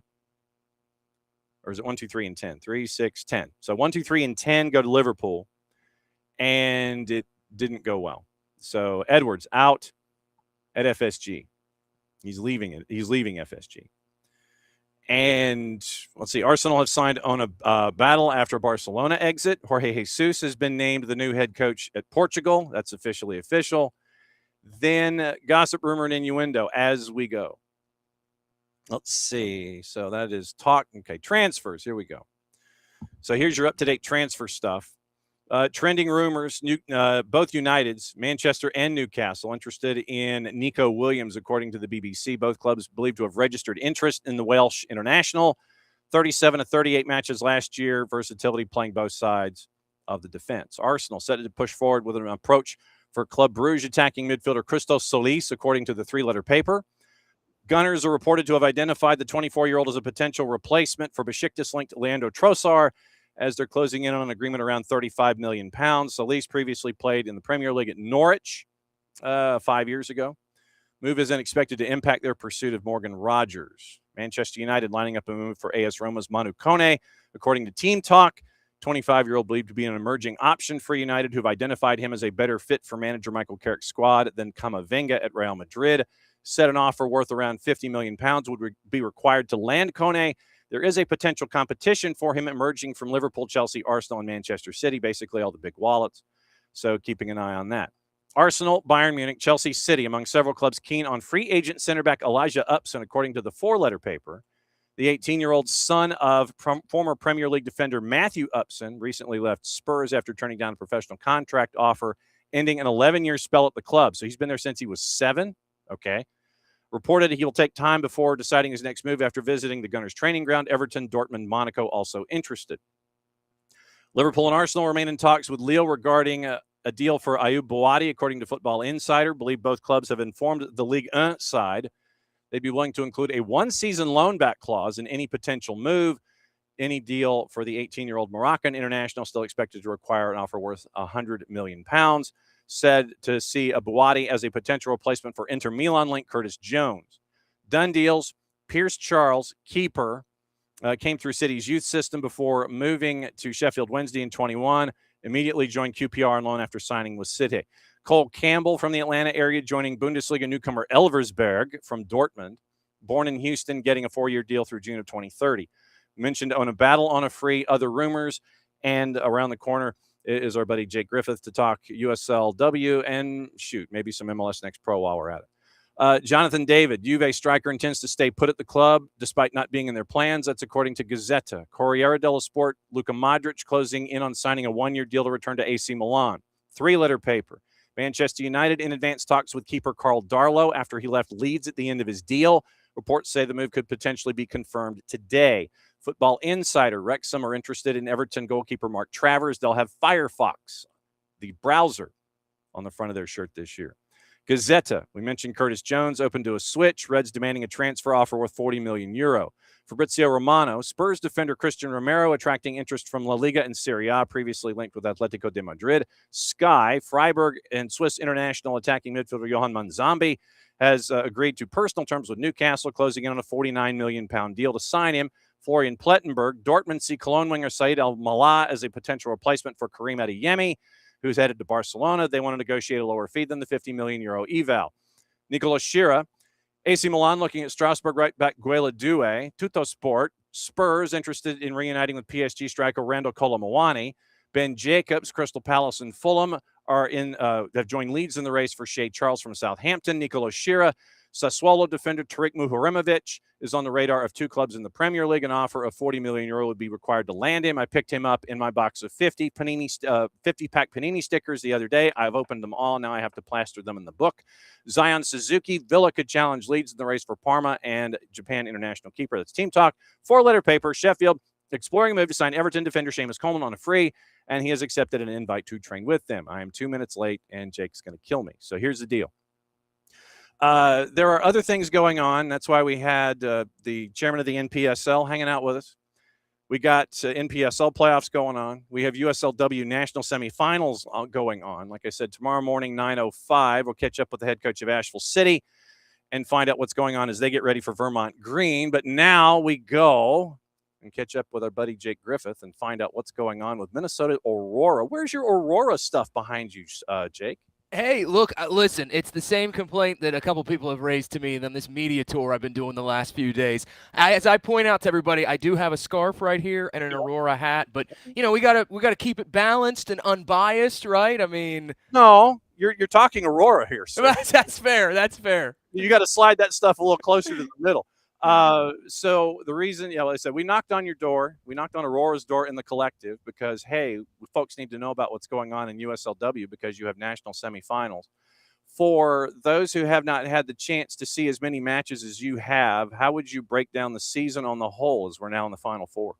You know, it's been a real whirlwind. I mean, it's hard to believe that we already are in the national semifinals down to the Final Four, but this is my 4th year covering Aurora as their play-by-play broadcaster. They've been in existence for 5, and this is undoubtedly the most special season I've had a chance to be a part of. And I think it's really about the personalities on this team, truly. I know that probably sounds like a little bit of a cliche, but this is a unique roster in the sense that this is the first time Aurora have branched out of some of their normal pipelines of acquiring players from a Utah State or players from the state of Minnesota. They've dipped in. They've got players from Baylor and Memphis and Central Florida and St. Louis / James Madison, players who have transferred along the way, and Mizzou and schools like that. And as we know, those are a lot of top-tier talented players in women's college soccer. And so I think that has created this almost most talented roster Aurora have fielded. And that's not a knock on any previous roster, but you just look at how much talent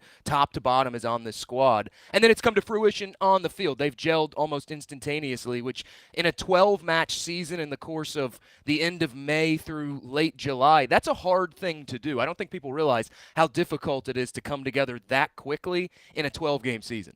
Yeah, for those in this particular footprint, you mentioned Minnesota Aurora, and it goes back to when South Georgia Tormenta did the double, and they got the USL League One championship, knocking off Chattanooga, and then they go up to Aurora and beat Aurora up there in that barn to get the championship there.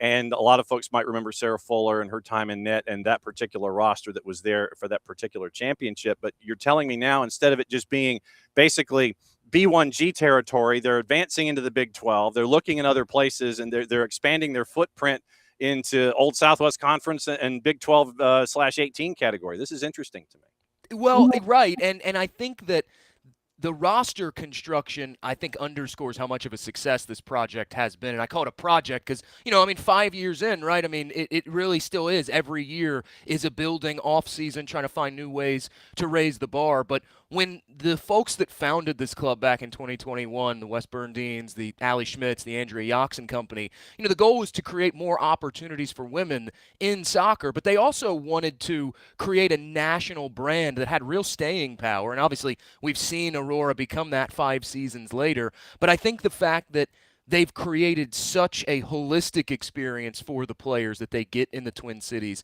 Coaches now understand, okay, I feel comfortable sending my players to this team. I know they're going to come back as a better player. And now I think it's not just that grouping of teams that Aurora has recruited from in past. I think coaches across the women's college soccer landscape understand that, which has then in turn helped Aurora move into different backyards and say, all right, I'm going to get this player this offseason. I'm going to get this player this offseason, and put together what has been a real unique roster. I mean, the Memphis players stand out the most to me right now, and Flavie Duby and Ai Kitagawa, first 2 players to ever come from the University of Memphis, and Kitagawa came into the playoffs second most goals in the league with 11, which, according to my count, is the most in a single season in Aurora club history. So really impressive grouping of players there.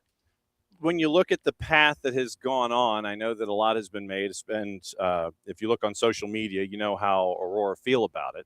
And it is a win over Union FC Macomb. Then you go to Riveters. And I think that unless there, if we were playing in National Hockey League rules, that game might still be going on. You get the win against Riveters. And now you have to turn around and go to Salmon Bay, which is the USLW equivalent for folks that know Ballard in USL League 2. So Ballard and Salmon Bay are the same. They're under the same umbrella. So it is literally Aurora are having to do this on the road, and you're having to pick up and get your bags packed, and you might have time to have a sandwich and maybe a walkthrough before you have to hit the airport again.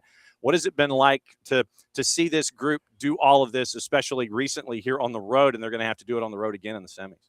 Well, seeing them in the day-to-day training, I think it's been impressive just how locked in they are. It's not a team that really kind of makes excuses. Hey, whatever. The circumstances are the circumstances. We've got to deal with the path ahead of us, which, as you and I both know, you have to, if you're going to be a championship team, you have to have that kind of mentality. I know there's been a lot of passion in terms of the fan base response because fans are hungry. They want to see more Aurora. I mean, it's, again, a 12-game season, half and half, road and home. So the fans really only get 6 times to see this team, and then they go on the road for the first 2 rounds of the playoffs. But as I've told a lot of people, whatever you want to make about social media response to any situation, I think if you're a club, you want that passion from the fan base. It shows how much hunger there is for Minnesota Aurora here in the Twin Cities and how much inroads this club has made to really carve out its own identity.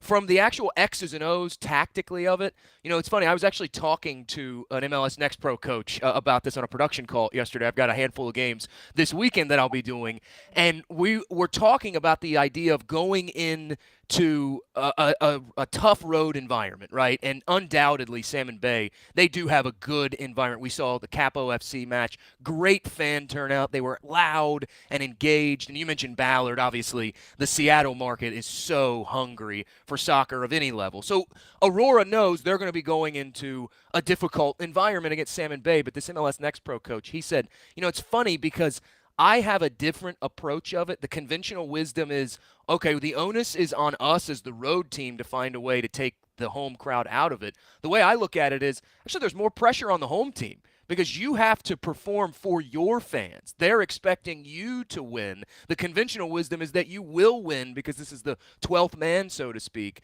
And I do think there is something to be said about that idea of, hey, we're going to treat this like we're playing with house money. We're putting the pressure back on the home team to perform for their fans. The expectation is that we're not supposed to come in on the road and beat a team that has won their conference, their division. And so I think it creates an interesting, no matter how you slice it, it creates sort of an interesting approach. Yeah, and so you mentioned a couple of the players from Memphis that have been key to Aurora this year and knowing what they're getting into. And by the way, apparently, what am I seeing? 50% off flights to go to Seattle from Minneapolis for folks that want to hop on and head out there this weekend? Yeah, so I jokingly always say Aurora is the biggest club in the world. They are the largest community-owned women's soccer club in the United States of America. But further underscoring why I think Aurora is the biggest club in the world, we're creating inroads with companies in the Twin Cities for discounted flights. We've partnered with Sun Country, 50% off.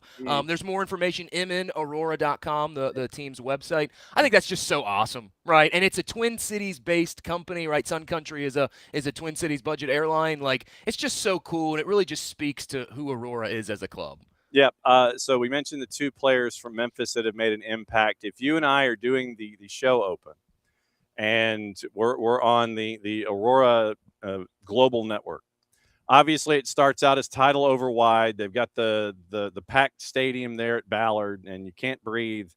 And you end up title over wide. We say who the teams are. We do our intro. We're either like this in double boxes or we're standing next to each other, and we go into the players to watch.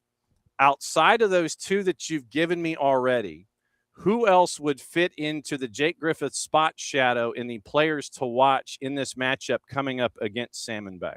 Well, I think 2 other players stand out. One is Sky Leach, and Sky has contributed 4 goals in 2026 rather. Not rewinding the clock all the way back to a calendar year. I've quite enjoyed 2026, but she comes out of Baylor. She's in her first season with the club with Minnesota Aurora, and it's just the way that she has helped distribute the ball, I think. She's been crucial in terms of her versatility. At times, they've started her up front in the 2-striker approach in the 4-4-2. Sometimes they'll drop her into the midfield. And I think when she drops, that is where she is able to really be special, because she's able to help create some of these interchanges of play. In Aurora, they love to work the flanks. I know it's a very modern thing, right, to say that a team wants to dominate the wide space. But Aurora do. They really want to take control of the wide spaces. And I think when she drops in the build from that midfield role, I do think that it is crucial to Aurora's success. The other player is in net, because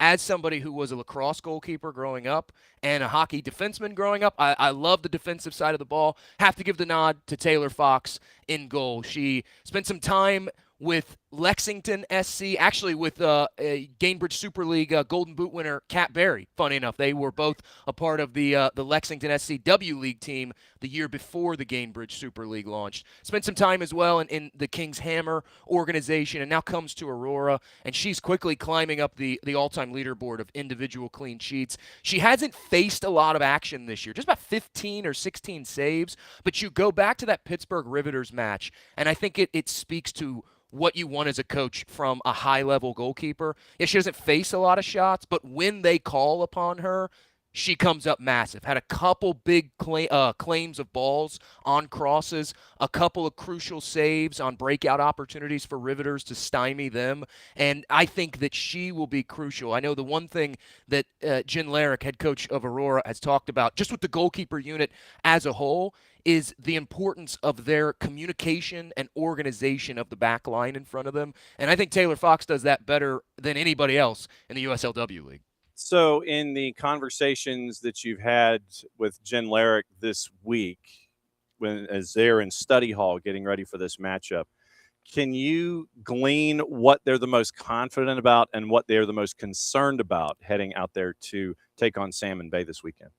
I can tell you I cannot glean. I will say that I love working with Jen Larrick, but she is extremely close to the vest, which I appreciate as a coach, right? I always, when I get on these production calls, I always joke with coaches when I ask them questions, I couch it with, I'm not really asking you to give me the whole game plan, right? I don't want you to think I'm trying to get the whole game plan, but and I can appreciate that mentality as a coach, right? Keeping it close to the vest. I jokingly say she comes from the Nicole Lukic coaching tree, because she does. She was an assistant coach under Nicole Lukic, who was the manager for the first 2 seasons. As we know, spent last year in Spokane with Spokane Zephyr in the Gainbridge Super League, some time under Emma Hayes in the U.S. soccer organization. But Nicole was very much like that as well. Was very close to the vest, trying to, not tip her hand one way or the other. I will say that having watched, just in my own prerogative, having watched some of Salmon Bay over the last couple weeks, specifically their match against Capo FC in the championship game a weekend ago, they come out in a 4-3-3 with a single pivot. And I think the way that they're able to use that midfield on the defensive side in their out-of-possession shape to just create a lot of chaos. They sometimes will press in a 2-3 shape, which created some issues for Capo FC last weekend. And it'll be interesting to see Aurora, how they choose to bypass that press, but also if they're able to consistently get it going through the midfield. Because one thing that's been a strength, we just touched on it a minute ago, but one thing that's been a strength this year that I think has kind of gone under the radar is the ability of Aurora's central midfielders to really diagnose problems on the fly and come up with creative solutions to break teams down. If Aurora can do that against Salmon Bay, obviously it plays into their success, but I'm very interested and intrigued on how that good-on-good battle in the midfield shapes up this weekend. 10:30 Eastern time at Inter Bay in Seattle, the home of Salmon Bay, Inter Bay and Salmon Bay, and Ballard, all of that all in one place. 10:30 Eastern time tomorrow. It is the Western semifinal, the Eastern semifinal, Saturday night, Burlington, Vermont, 7 o'clock. Kickoff with Vermont Green and Nashville City at Virtue Field in Burlington. Okay. Let me grab you to talk a little MLS Next Pro since I have you. Absolutely. And with the matches that you have this weekend, who are you calling when you're not going to be calling the Western Conference Final in USLW? So this weekend on Saturday, I have Colorado Rapids 2 and North Texas, who just opened their new Mansfield Health Stadium down in the Texas area. And then on Sunday, I have CT United and Toronto FC. I actually get a chance to speak with Gianni Cimini, Toronto FC 2 manager, directly after we get off our call. Really excited for both matchups. And I'm intrigued about the Western Conference this year in MLS Next Pro. I know obviously Atlanta United is tearing it up in the Eastern Conference, but Austin, Texas, Houston Dynamo, Ventura County, the LA Galaxy affiliate. You always have to worry about St. Louis. North Texas will undoubtedly make a push. They're 10th right now in the table. I had a chance a couple weeks ago to cover Austin FC2 against St. Louis, and Austin ended up winning 3-0 at City Park, at Energizer Park, as it's now known as. That might be the most impressive team right now in MLS Next Pro. They've won 10 straight games, which is a new MLS Next Pro record. I mean, you have to be a good team if you go 10 wins on the spin. And it's been funny where you had Dynamo Dos come out of the blocks, and they didn't lose in the first 2 months of the season. And now you have Los Verdos, Austin FC2. It's like Copa Tejas on steroids, man. I mean, it's wild to see where Houston got off to the hot start. They've kind of come back to the rest of the pack. And now you've got Austin FC2 doing the same thing, and they're taking over. And you mentioned Ventura, when you've got a legacy as a goal scorer, that's never a bad thing either. But yet when you catch up with Coach Cimini, their last matchup was in Athens going up against Atlanta United 2. So we had that one on the network last week. And it was interesting because they jumped on Atlanta United too early, and then Atlanta United 2, they got things squared away as it went. And I think that the travel might have gotten to Coach Cimini and Toronto FC 2, because you're coming from Pearson, you're going to Atlanta, you're having to drive another 90 minutes up to Athens. And I think that as the match went along, I think that the starch might have been taken out of TFC2 as they're trying to work their way into the playoff discussion north of the bar, because they're hovering right there at about 10th right now. And they need this win against CT United this weekend. They absolutely do. And conversely, CT United, they're 3 points out of a playoff spot. No expansion team has ever qualified for the playoffs in MLS Next Pro history, which I found was a really interesting nugget there. But for Toronto FC, I remember talking to Gianni Cimini a couple weeks ago. I've had Toronto FC about 6 times now at this point, but then went 2 months without having them. And so this will be my first foray back into the Young Reds. And, one of the things at the start of the season he made a point was this organization has willingly chosen to go much younger with this roster. Significant roster turnover in 2026. And then that roster turnover has even continued because some of their standout players, like a Jackson Gilman, they've now started being in that first-team environment. And I do think that that's one of the – coaches might not consider it beautiful in MLS Next Pro, but I find it's the beautiful thing about Next Pro is that balance of you have all that player movement up and down where it's, hey, we've got this young guy – he's going to train with the second team. Surprise, we've signed him to a short-term agreement, and now he's going to make his MLS debut. Or conversely, hey, he's on a hybrid deal. He's going to train the whole week with the first team, and then I'm going to pick up the phone and say, hey, second-team manager, 24 hours before your game, guess what? You get Jackson Gilman this weekend. And so I will be interested to see about player availability because Jackson Gilman was one of those guys who actually played for Toronto FC first team last night against Halifax Wanderers in the Canadian Premier Premier League in their version of the U.S. Open Cup, the TELUS Canadian Championship. Can champ, baby. The can champ, I know. Well, it was so great because I had Vancouver Whitecaps on Tuesday night at Swangard, and the very next day, Tomas Moller is scoring at Swangard for Vancouver Whitecaps first team. It's the craziest thing. I'm like, again, the beauty of MLS Next Pro, right? Mm-hmm. You aren't kidding. And his roster, Coach Cimini's roster, was rotated out, and so there were some there was a lot of academy influence on the roster that was going up against Atlanta United too. I want to say it was 5 or 6 players in the academy section of the game notes. They were getting minutes, if not starts, against Atlanta United too. So when you catch up with him, you get to find out about that. I just like saying Marcus Zimmermancic. Personally, oh, great name. I like to do that kind of stuff. All right. So if you would please, sir, as I let you go so you can go and catch up with Coach Cimini and find out about the Young Reds and their matchup against CT United, hit the promo for everything that's going on. Once again, Aurora, let them know. MLS Next Pro, let them know. Hit me. So this Saturday in Seattle, Aurora FC Salmon Bay, they're playing in the national semifinals. Winner is going to go to the championship final. Aurora have not been in the championship final since that inaugural year when they ultimately fell to South Georgia Tormenta. That's 10:30 p.m. Eastern Time. For my Central Time folks, you know what that means, 9:30 p.m. Central Time. And then Saturday, we've got MLS Next Pro, Colorado Rapids 2 and North Texas. That's going to kick off at 8:06 Eastern Time, a very specific kickoff time. And then on Sunday, we've got CT United and Toronto FC in the MLS Next Pro Eastern Conference. The Next Pro games, they're free to watch. You can watch them on OneFootball. You can watch them on the MLS Next Pro website. And as I say, just to kind of button all this up, I say this about the W League, and obviously it's been long said about MLS Next Pro. If you want to know who the future stars of tomorrow are, it's these leagues right here. This past Gainbridge Super League season, 25 USLW alums participated in the Gainbridge Super League playoffs. So if you want to know the future of women's soccer, USLW League, and this is a fantastic matchup this weekend against 2 very, very good teams. Can't wait. As always, my friend, great to see you, and continue your train. Do you have a Rory backpack, by the way? And I don't have a Rory backpack. I've been actually really bad about going and raiding the team shop. I really need to go raid the team shop. But I will say, I thought about wearing the jersey. I've got the jersey. I decided to go the corporate casual today with the collared shirt. Like, dude, it's a Friday. Come on now. Listen, hey, I'm a real sicko when it comes to the dress clothes. I'll tell you that. Anytime I call games, whether it's remotely, whether it's from home, whether it's in person, button down, slacks, and nice shoes. What did Dion say, right? Look good, feel good, play good. Yeah, exactly. And it's the Billy Crystal character of Fernando Lamas. You look good, darling. You look good, and you feel good. That kind of thing. All right, get out of here. Go do your tour. Great. Thanks for hanging out with us here on a Friday. We'll see you soon, my friend. Hey, thank you for having me.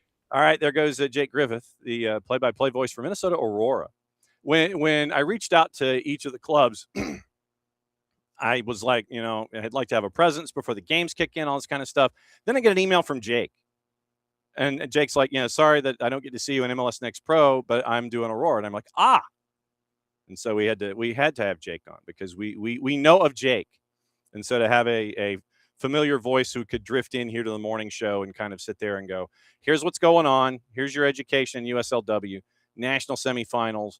And it's 7 and 11:30. So it's 10:30. So 7 and 10:30, I think 11 o'clock kick Eastern time on Saturday. So in addition to everything else that's going on around the planet, set up a separate device and catch up on the USLW national semis. And if you're a real sicko like the rest of us, it is NPSL action. You got that going on as well. And with Atlanta United 2, we'll have that on the network Saturday night at 7. So pregame will be 6:30. I'll be in Athens for you for that one on the network, and we'll have your rundown of what happened last time. We'll get you ready for what's going to happen this time, and it's going to be Inter Miami CF2. Messi and Friends 2 have made the road trip, and they're going to be playing Atlanta United 2 Saturday night, 7 o'clock, pregame 6:30 here on the network, and Atlanta United 2 and MLS Next Pro. All right, speaking of Atlanta United, since we are at that point of the show, is natural transitions. That's how this goes here on a Friday. So Atlanta United had a friendly yesterday afternoon, and it was in a matchup against Sporting Kansas City up at the Children's Healthcare of Atlanta training ground. And it was an opportunity for everybody to look at what is going on with Atlanta United. So here are your highlights of the matchup with Atlanta United and Sporting Kansas City. Mike and Jason on the call, atlutd.com/live. Great ball. Long run here. And Latte Lot now for Atlanta United. And that center for Fortune. What a goal. Jay Fortune with a great strike to equalize for Atlanta United. The whole sequence, brilliant. And Latte Lot's part of it. Tomas Jakob is part of it. And it's Jay Fortune with the first-time finish into the upper corner. Excellent from Fortune. We talked about it coming in. You want to see him continue to rise. That's the kind of goal from the top of the arc that starts to turn some serious heads with that quality. The long ball, the long diagonal to Jakob, who makes a very long run from right back. He holds it up. Latte Lot then cuts inside on the dribble. He gets the assist. Fortune gets the goal. Jakob would get the secondary assist. Great team goal from Atlanta United. Moranchuk. Moyamba. Fortune again. Here's Jakob, another deep run. Cooper Sanchez scores.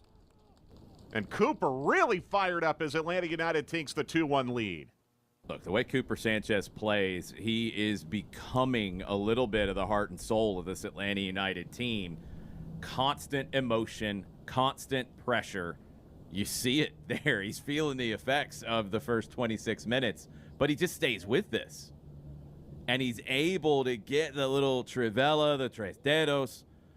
It gets blocked the first time. He doesn't quit on the play. And again, it's Tomas Jakob getting forward down the right, opening the game up.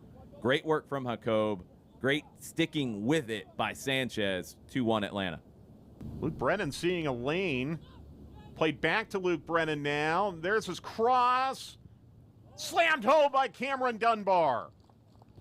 Brilliant work all the way around for Atlanta United / Atlanta United 2 / Atlanta United Academy. Everybody involved in that sequence. That's the finish that Dunbar's been looking for. He's been knocking on the door for most of this 30-minute period. Hardinas plays the 1-2 with Brennan to free him up. Excellent ball to the back post by Brennan low. And Dunbar ready to pounce and finish that where there's no chance for Cleveland. And that is the rundown of the goals, the 3-2 win for Atlanta United 2 at Children's Healthcare of Atlanta Training Ground. And there were a couple of things that we saw that were interesting to go forward on. Latte Lot on the wing, which created some issues for Sporting Kansas City. And then the continued lines of impressing by the youth of Atlanta United, the academy products and the twos products. Jay Fortune and Cooper Sanchez, third goal by Cameron Dunbar. You had Hardinas that was engaged as well, and we get to see him with Atlanta United 2. And we're seeing his relationship with Adrian Gill in the midfield really come to the fore. And so as a part of our Atlanta United discussion, it was an opportunity for Jason and Noel to kind of have a bit of an intersection on what they saw from Atlanta United. And so here is a part of that conversation from last night's Atlanta Soccer Tonight. So it's Atlanta Soccer Tonight, last night, where they were intersecting about Atlanta United and what Jason and Mike got to see that they're going to bring forward from this friendly from the Children's Healthcare of Atlanta Training Ground last night, 92-9 the game in the Odyssey app. Things that stood out to me in this one, Atlanta was slow to get started. It was a 9:30 a.m. kickoff. You don't play a whole lot of games at 9:30 that are competitive. And this team hadn't played a competitive match against another opponent of this level since the last game of the regular season, May 24th, if I remember correctly. Dates are kind of blurry at this point in the AST summer run. That's all I can say. I thought they were slow to start. They gave up a penalty. It was a late challenge from Tristan Muyamba. And they responded really well. There was a sequence And this is where things get interesting, Noel, and I got to get your take on this. So there was a sequence where Atlanta thought they had earned a penalty. It wasn't given. And then they were called for a foul like almost immediately after in the middle third that was very soft.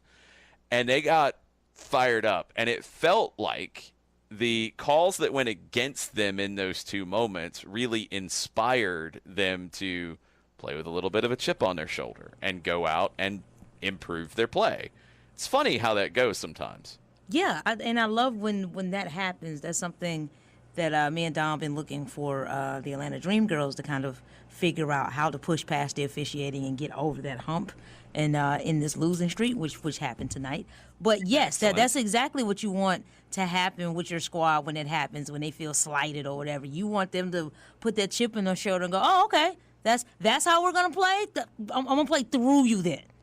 There's another moment that you're going to like as well that I want to highlight from this game. But Jay Fortune equalized. Great finish from Fortune. It was really nice work by Tomas Jacob and then Latte Lot. And then Fortune with the first-time finish from the top of the arc. Beautiful. 3 minutes after that, Cooper Sanchez, the youngster, just graduated high school. He scores. Great goal. First shot blocked. Comes back to him. He scores with what we call the tres dedos, the 3 fingers. It's like almost like a flick. Some call it a toe ball. It's not a toe ball. It's more of a flick with the instep. He even got a little bit of the outside of the foot action. It had a little bit of left to right on it. It was a really nice finish from him. That made it 2-1. Then a mistake. Ball played through. Lucas Ojos comes out for it. He forces Dejan Joveljic well wide to the left. Maybe there was a spot there where he could have retreated. He continued to be aggressive and chased Joveljic all the way out to the outside of the 18 out wide, and nobody else really got structured defensively. They put in a cross. They score. It was very sloppy all the way around. 2-2. And then in that last group of players, Cameron Dunbar, who has been great for Atlanta United too, he finishes on the back post. An awesome finish from him. Luke Brennan with the cross. Andrew Hardinas, the academy midfielder who's broken through for the twos. Nice little 1-2 with Brennan. 3-2 win for Atlanta. And there's your rundown of what happened with Atlanta United as they get ready for their trip to Nashville. And you got to hear from Marcelo Balboa, what's up with him as he heads from one coast to the other to get MLS season back and back. And so that is part of all of it. And it's part of all of this. So that is what to kind of keep an eye on as Atlanta United gets ready to return to MLS play next week. Tonight, 10 o'clock Eastern. 92.9 the game in the Odyssey app. Spain and Belgium, they will have figured things out this afternoon. And they're going to, the winner of that one takes on France. You're going to break down the quarterfinal that happens today. Look at your semifinal to come. And then preview England, Norway, Argentina, and Switzerland. That is tomorrow. And you know that there won't be anybody paying attention to those two games. And what is this with the no odds? Seriously, I'm trying to get the juice boxes, and there are no odds posted, which I severely doubt, because we talked about the odds that are posted for Spain and Belgium. All right, we're going to have to just do this the old-fashioned way. All right, so we'll go back to where we were, and you don't retain information, so that's not nice. So going to our secondary location to grab all the information. So Norway and England. Norway is a plus 300. The draw is a plus 270, and England is a minus 112. 8 o'clock Saturday night, Argentina and Switzerland. Argentina, a minus side favorite at a minus 143. Your draw is a plus 260, and Switzerland is a plus 425. So Spain still at a minus 163, and 90-minute draw is a plus 300. Belgium to beat Spain is a plus 450. So those are your numbers in the juice boxes, and obviously we'll keep an eye on all of that stuff when it comes to the cup that the world is chasing after. 3 matches, 1 today, 2 tomorrow, and then we get to figure out the semifinals, and the winner of the Saturday games are going to be the individuals or the squads squaring off in Atlanta Stadium for the last matchup that Atlanta gets. So my request to all of you between now and then is to, if you would please, once again make one last push to remind everybody why Atlanta is the home for soccer in the United States. In addition to what we are seeing with the youth national team, the U20 women. We'll talk about that tomorrow. It was a 1-1 draw that they had in their camp against England last night at the U.S. Soccer Arthur M. Blank National Training Center. And what we've seen in Decatur, I believe it's over 140,000 in Decatur for their run. They can seat like 5,500. So I would imagine you're going to have probably close to that tonight because it is a weekend. You know that you will have that tomorrow because it is a weekend. So they're probably going to clear, what, 10, 20, 25. So you're probably looking at, by the time they're done, 160,000 people will have made their way to Decatur for Watch Fest. And then you have another, what, 1, 2, 3, 4 dates for downtown Atlanta. So you probably will get another 60,000 there. So you're looking at what? 60,000 plus. So you're probably looking at what? Over 400,000 at Watch Fest downtown at Centennial Olympic Park, and then 160,000 in Decatur. Once the tournament itself is over, we're going to catch up with our friends, hopefully in both locations. Catch up with our friends at Decatur, catch up with our friends downtown, and get the post-mortem on everything economically and lessons and all that kind of stuff. But 2 locations along the MARTA line, by the time the tournament is completed, you will have, what, 500, over 550, 560,000 folks at 2 separate Watch Fests in the Atlanta area. And that is not to, under any circumstance, discount any of the local events that have been had in and around the in the SDH footprint. Doesn't matter where we're talking. But the way that the South specifically and the way that the United States has represented itself, frankly, we need more cameras in Atlanta activated. Just saying. So anyway, Watch Fest and downtown this weekend for the matchups today and the doubleheader tomorrow. Should be a blast. And so just be prepared, stay hydrated, and be ready to have another blast when it comes to the cup that the world is chasing. And then especially if you end up with Argentina taking on the winner of England and Norway downtown midweek, and how crazy it is going to be leading up to that and how crazy it's going to be after the fact. So you've got a lot to be proud of for all of you in all of your towns and all of your markets that have had all these watch parties and gettings together to showcase what makes the sport what it is here that we are blessed to cover every single day. So I would give all of you a round of applause. So I would give you a round of applause right now. I'll give you another one when the tournament is over, when we have all the numbers and we just look at the sheer volume of celebration and unity that we got to see this entire time. So that is your assignment. Go have fun this weekend and stay hydrated. Basically, that's your assignment. So let's check in with our sources and find out what we might have missed, if we missed anything in particular, when it came to all of the intel and info that has come across our desk. So Andre Santos signed his Manchester United contract, passed his medical yesterday. We do not have the photo of a pen hovering over a contract and Andre smiling into a camera yet. So Joao Gomes to Atletico de Madrid has stalled from Wolves despite an agreement being reached between the clubs. Wolves working on the assumption Atleti have moved on to other targets despite not formally being informed that the deal is off. Jose Mourinho has been had a picture taken of him in a Real Madrid jersey. Preseason starts today, and he's in a jersey, so it's obviously official. Jorge Jesus is in, replacing the outgoing Roberto Martinez. We mentioned Pierce Charles. We mentioned Michael Edwards. Hugo Oliveira is the leading candidate to take over at Strasbourg. Bluco is impressed by his job at Famalicão. He was in the running for the Fulham gig, and now he's likely to move to Ligue 1 and Strasbourg. And 20 goals in 20 matches for Mbappé. 5+2 in the tournament.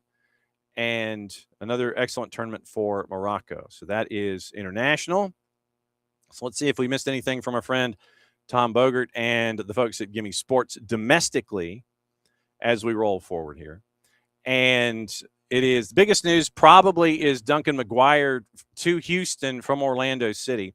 Orlando is, according to Bogert, getting $1.25 million in GAM plus $1.15 million in GAM add-ons, and Orlando gets a sell-on.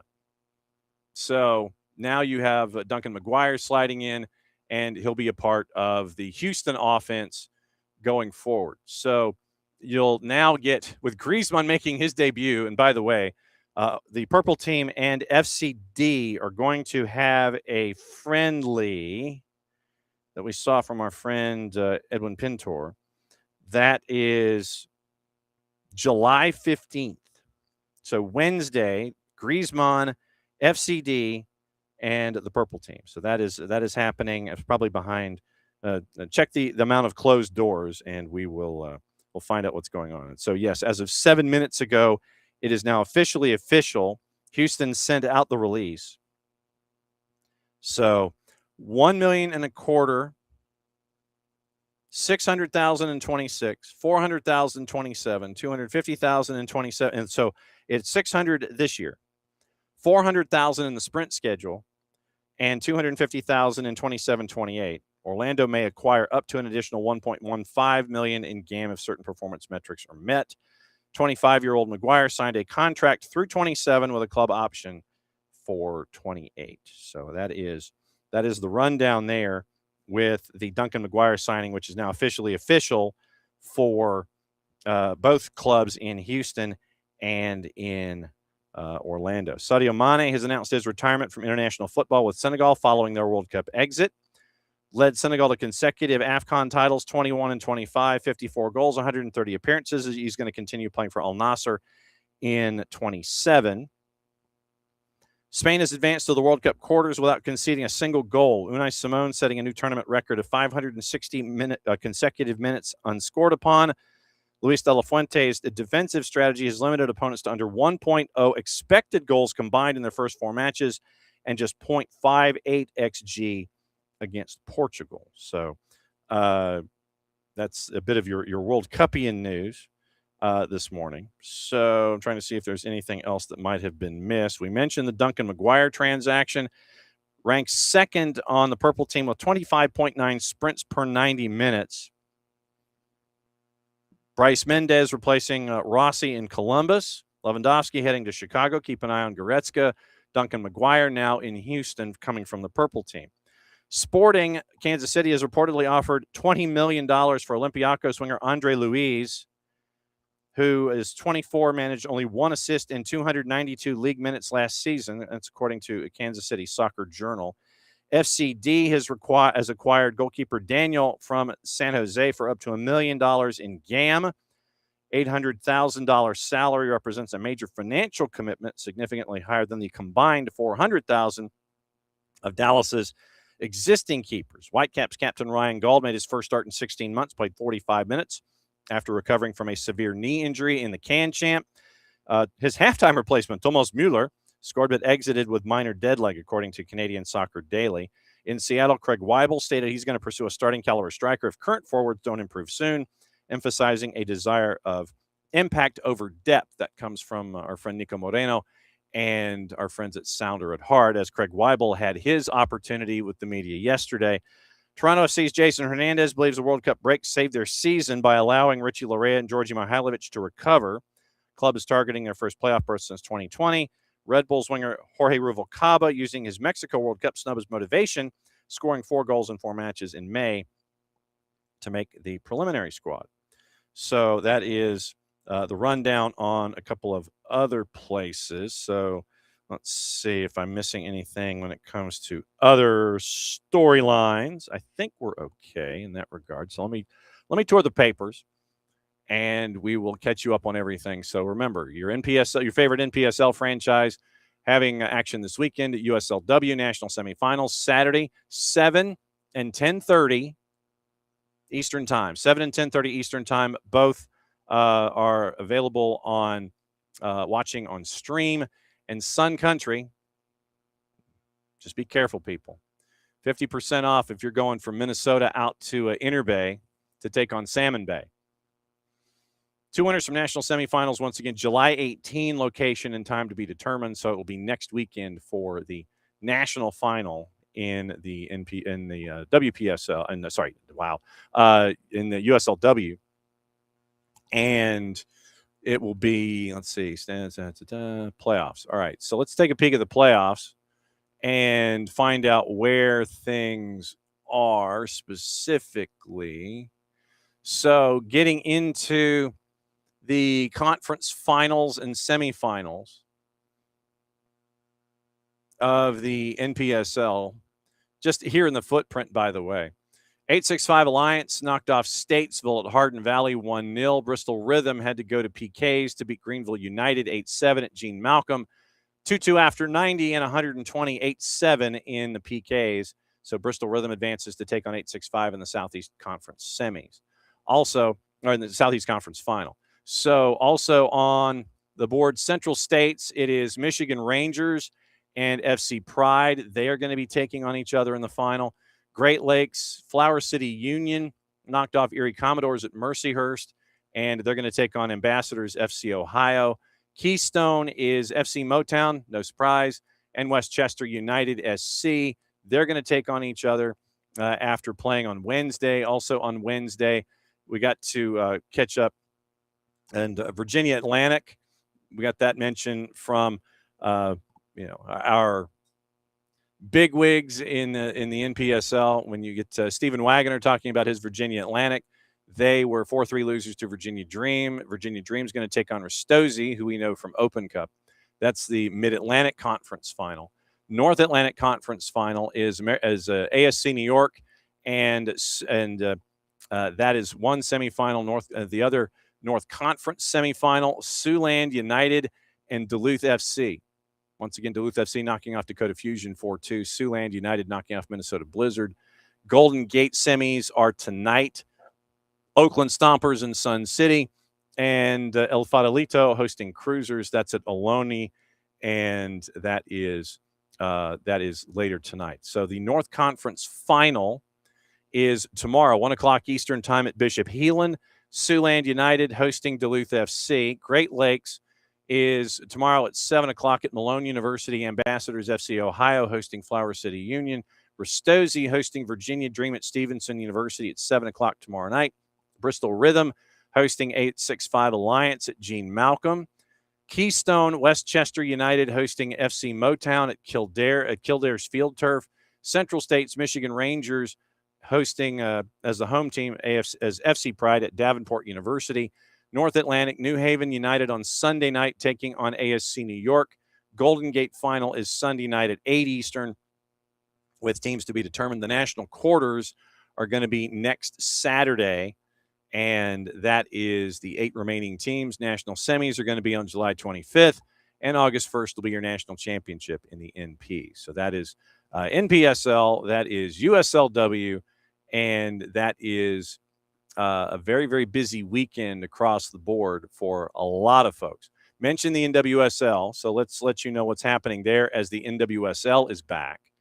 And let me see if the juice boxes will actually behave here and give it to me. So NWSL, they exist. How do you not have juice boxes? Seriously.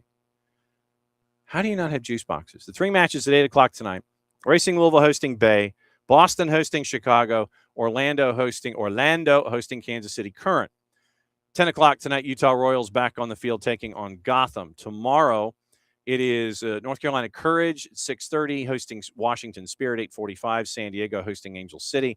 And then on Sunday, 4 o'clock, Seattle Reign hosting Portland in Cascadia, NWSL style. Denver is hosting Houston Dash, 7 o'clock on Sunday night. So let's see if we can find juice boxes here, because our number one website has just decided to crash and not give any kind of domestic odds, period, when it comes to anything involving soccer. That's crazy to me.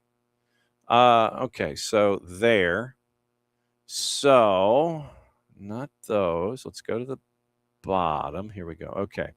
So numbers. Friday at 7, Legacy at home, a -175 hosting Chicago. Stars at a +333 on the draw, +350 for the Stars. Orlando is a dog at home to Kansas City at a +175.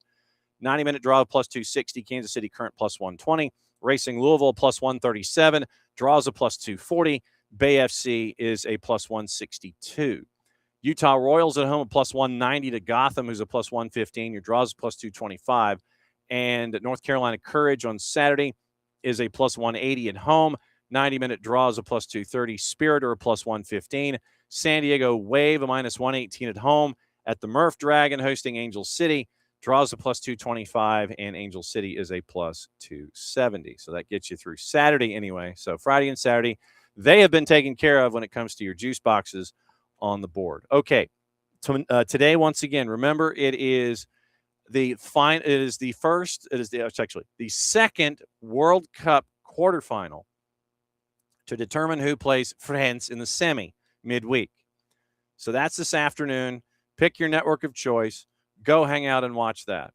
Then once again, you've got all your lower divisions. They're playing and getting ready for things. Saturday, it is the doubleheader in the other quarterfinal to determine the semi that plays here in Atlanta. Then you've also got other lower division stuff as well that you can get into Saturday and Sunday to get you ready for the midweek. So obviously, we're going to have our normal coverage of everything leading into Wednesday. Wednesday, obviously, we're going to be blowing up a lot of stuff in the semifinal. That'll set up the Sunday final, and we'll have that for you next week as we roll through what's going on here in the world of soccer. So it has been a very, very busy week as we continue to roll through here the cup that the world is chasing after. A lot of stuff going on, a lot of news, a lot of newsmakers. Today, thanks to Jake Griffith for his background on MLS Next Pro and USLW. Thanks to Marcelo Balboa. Hopefully next time we can all figure out how his camera works on his computer. And thanks to the Grand Exalted Poobah, Steven Wagoner, the chairman of the NWSL, to get into their discussion this morning and let you know what's going on with their possible new next steps being considered, looking at it over the next 30 to 60 days, and we'll have thoughts on that as well. So thank you, Abby. Thank you for the difference between C3 and C6 and letting me know what's going on there. Let me say hi to everybody. Since Bam was in this morning, always great to see Bam. Dreyfooty Bomar. I don't know why everyone's disappointed about the USMNT, given how the team's put together. They actually exceeded what I thought they would do. Any more would be a miracle. And it's always the power of expectation and the power of immediacy, as we get to catch up with Marcelo Balboa and let you know what was going on there. Fraternal Snare, you're lucky that you weren't in the Twitch pitch. Actually, I tell you what. Yeah, I can block you. Add to restream block list. There we go. So block. You've been blocked. So morning, Abby. Morning, Bam. And morning, Nix. And morning, David. Thanks to all of you guys for having conversations in the Twitch pitch and having conversations with us as well. So that is another go-round of SDH AM. This weekend, I'm going to try and figure out if my nails are long enough to put my stickers in my Panini book and figure out what I'm missing, because I know I've got to get another box of 50. And I know I've got a lot of doubles, especially of Stephen Eustachio from Canada. I don't know if that's supposed to mean something or not, but I've got multiple Stephen Eustachio stickers, and I got to figure out what to do with them. If I can trade a Stephen Eustachio for a lot of commons, I'll do it. So let me know. Thanks to all of you guys. Thanks to everybody who came in here this morning to break down everything on SDH AM. Enjoy your lunch. Enjoy your day. Enjoy your quarterfinal. Enjoy your weekend. Back at it again here, 9:05 in the morning. We'll go over the USYNT. We will go over Asheville City. We'll have Maxi Vieira, their head coach, on to bat lead off tomorrow morning. We'll go through everything leading you into the two other matches in the quarters when it comes to everything here in the cup that the world is chasing. So it's another go-round of SDH AM. And so since it is Friday, there's only one way to end a week, and there's always one way to do it. I've got to find it, which of course means that the silly thing is always at the bottom of the drops. No matter how many times I slide it to the top of the drops, Goodness gracious. Here we go. Mucho Plati, I'll play it safe. See you tomorrow morning, 9:05. Atlanta Soccer tonight, 10 o'clock tonight, 92.9 The Game, the Odyssey app, 92.9 YouTube channel. See you there. Have fun. The war was on. The keys on the typewriter had sharp points that kept sticking into our fingers. The dictating equipment started asking us questions, and our beepers sent electric shocks just through our body like a cattle prod. Out in the warehouse, the trucks kept banging into the docks, not even thinking about stopping. Oh, our frail bodies were strapped to the chairs, and our chairs were chained to the desks. Our pleas for justice were ignored, and the end seemed near. But we busted our slave drivers' little bitty balls. We've charged out of their brick fortress. The streets are ours because it's Friday.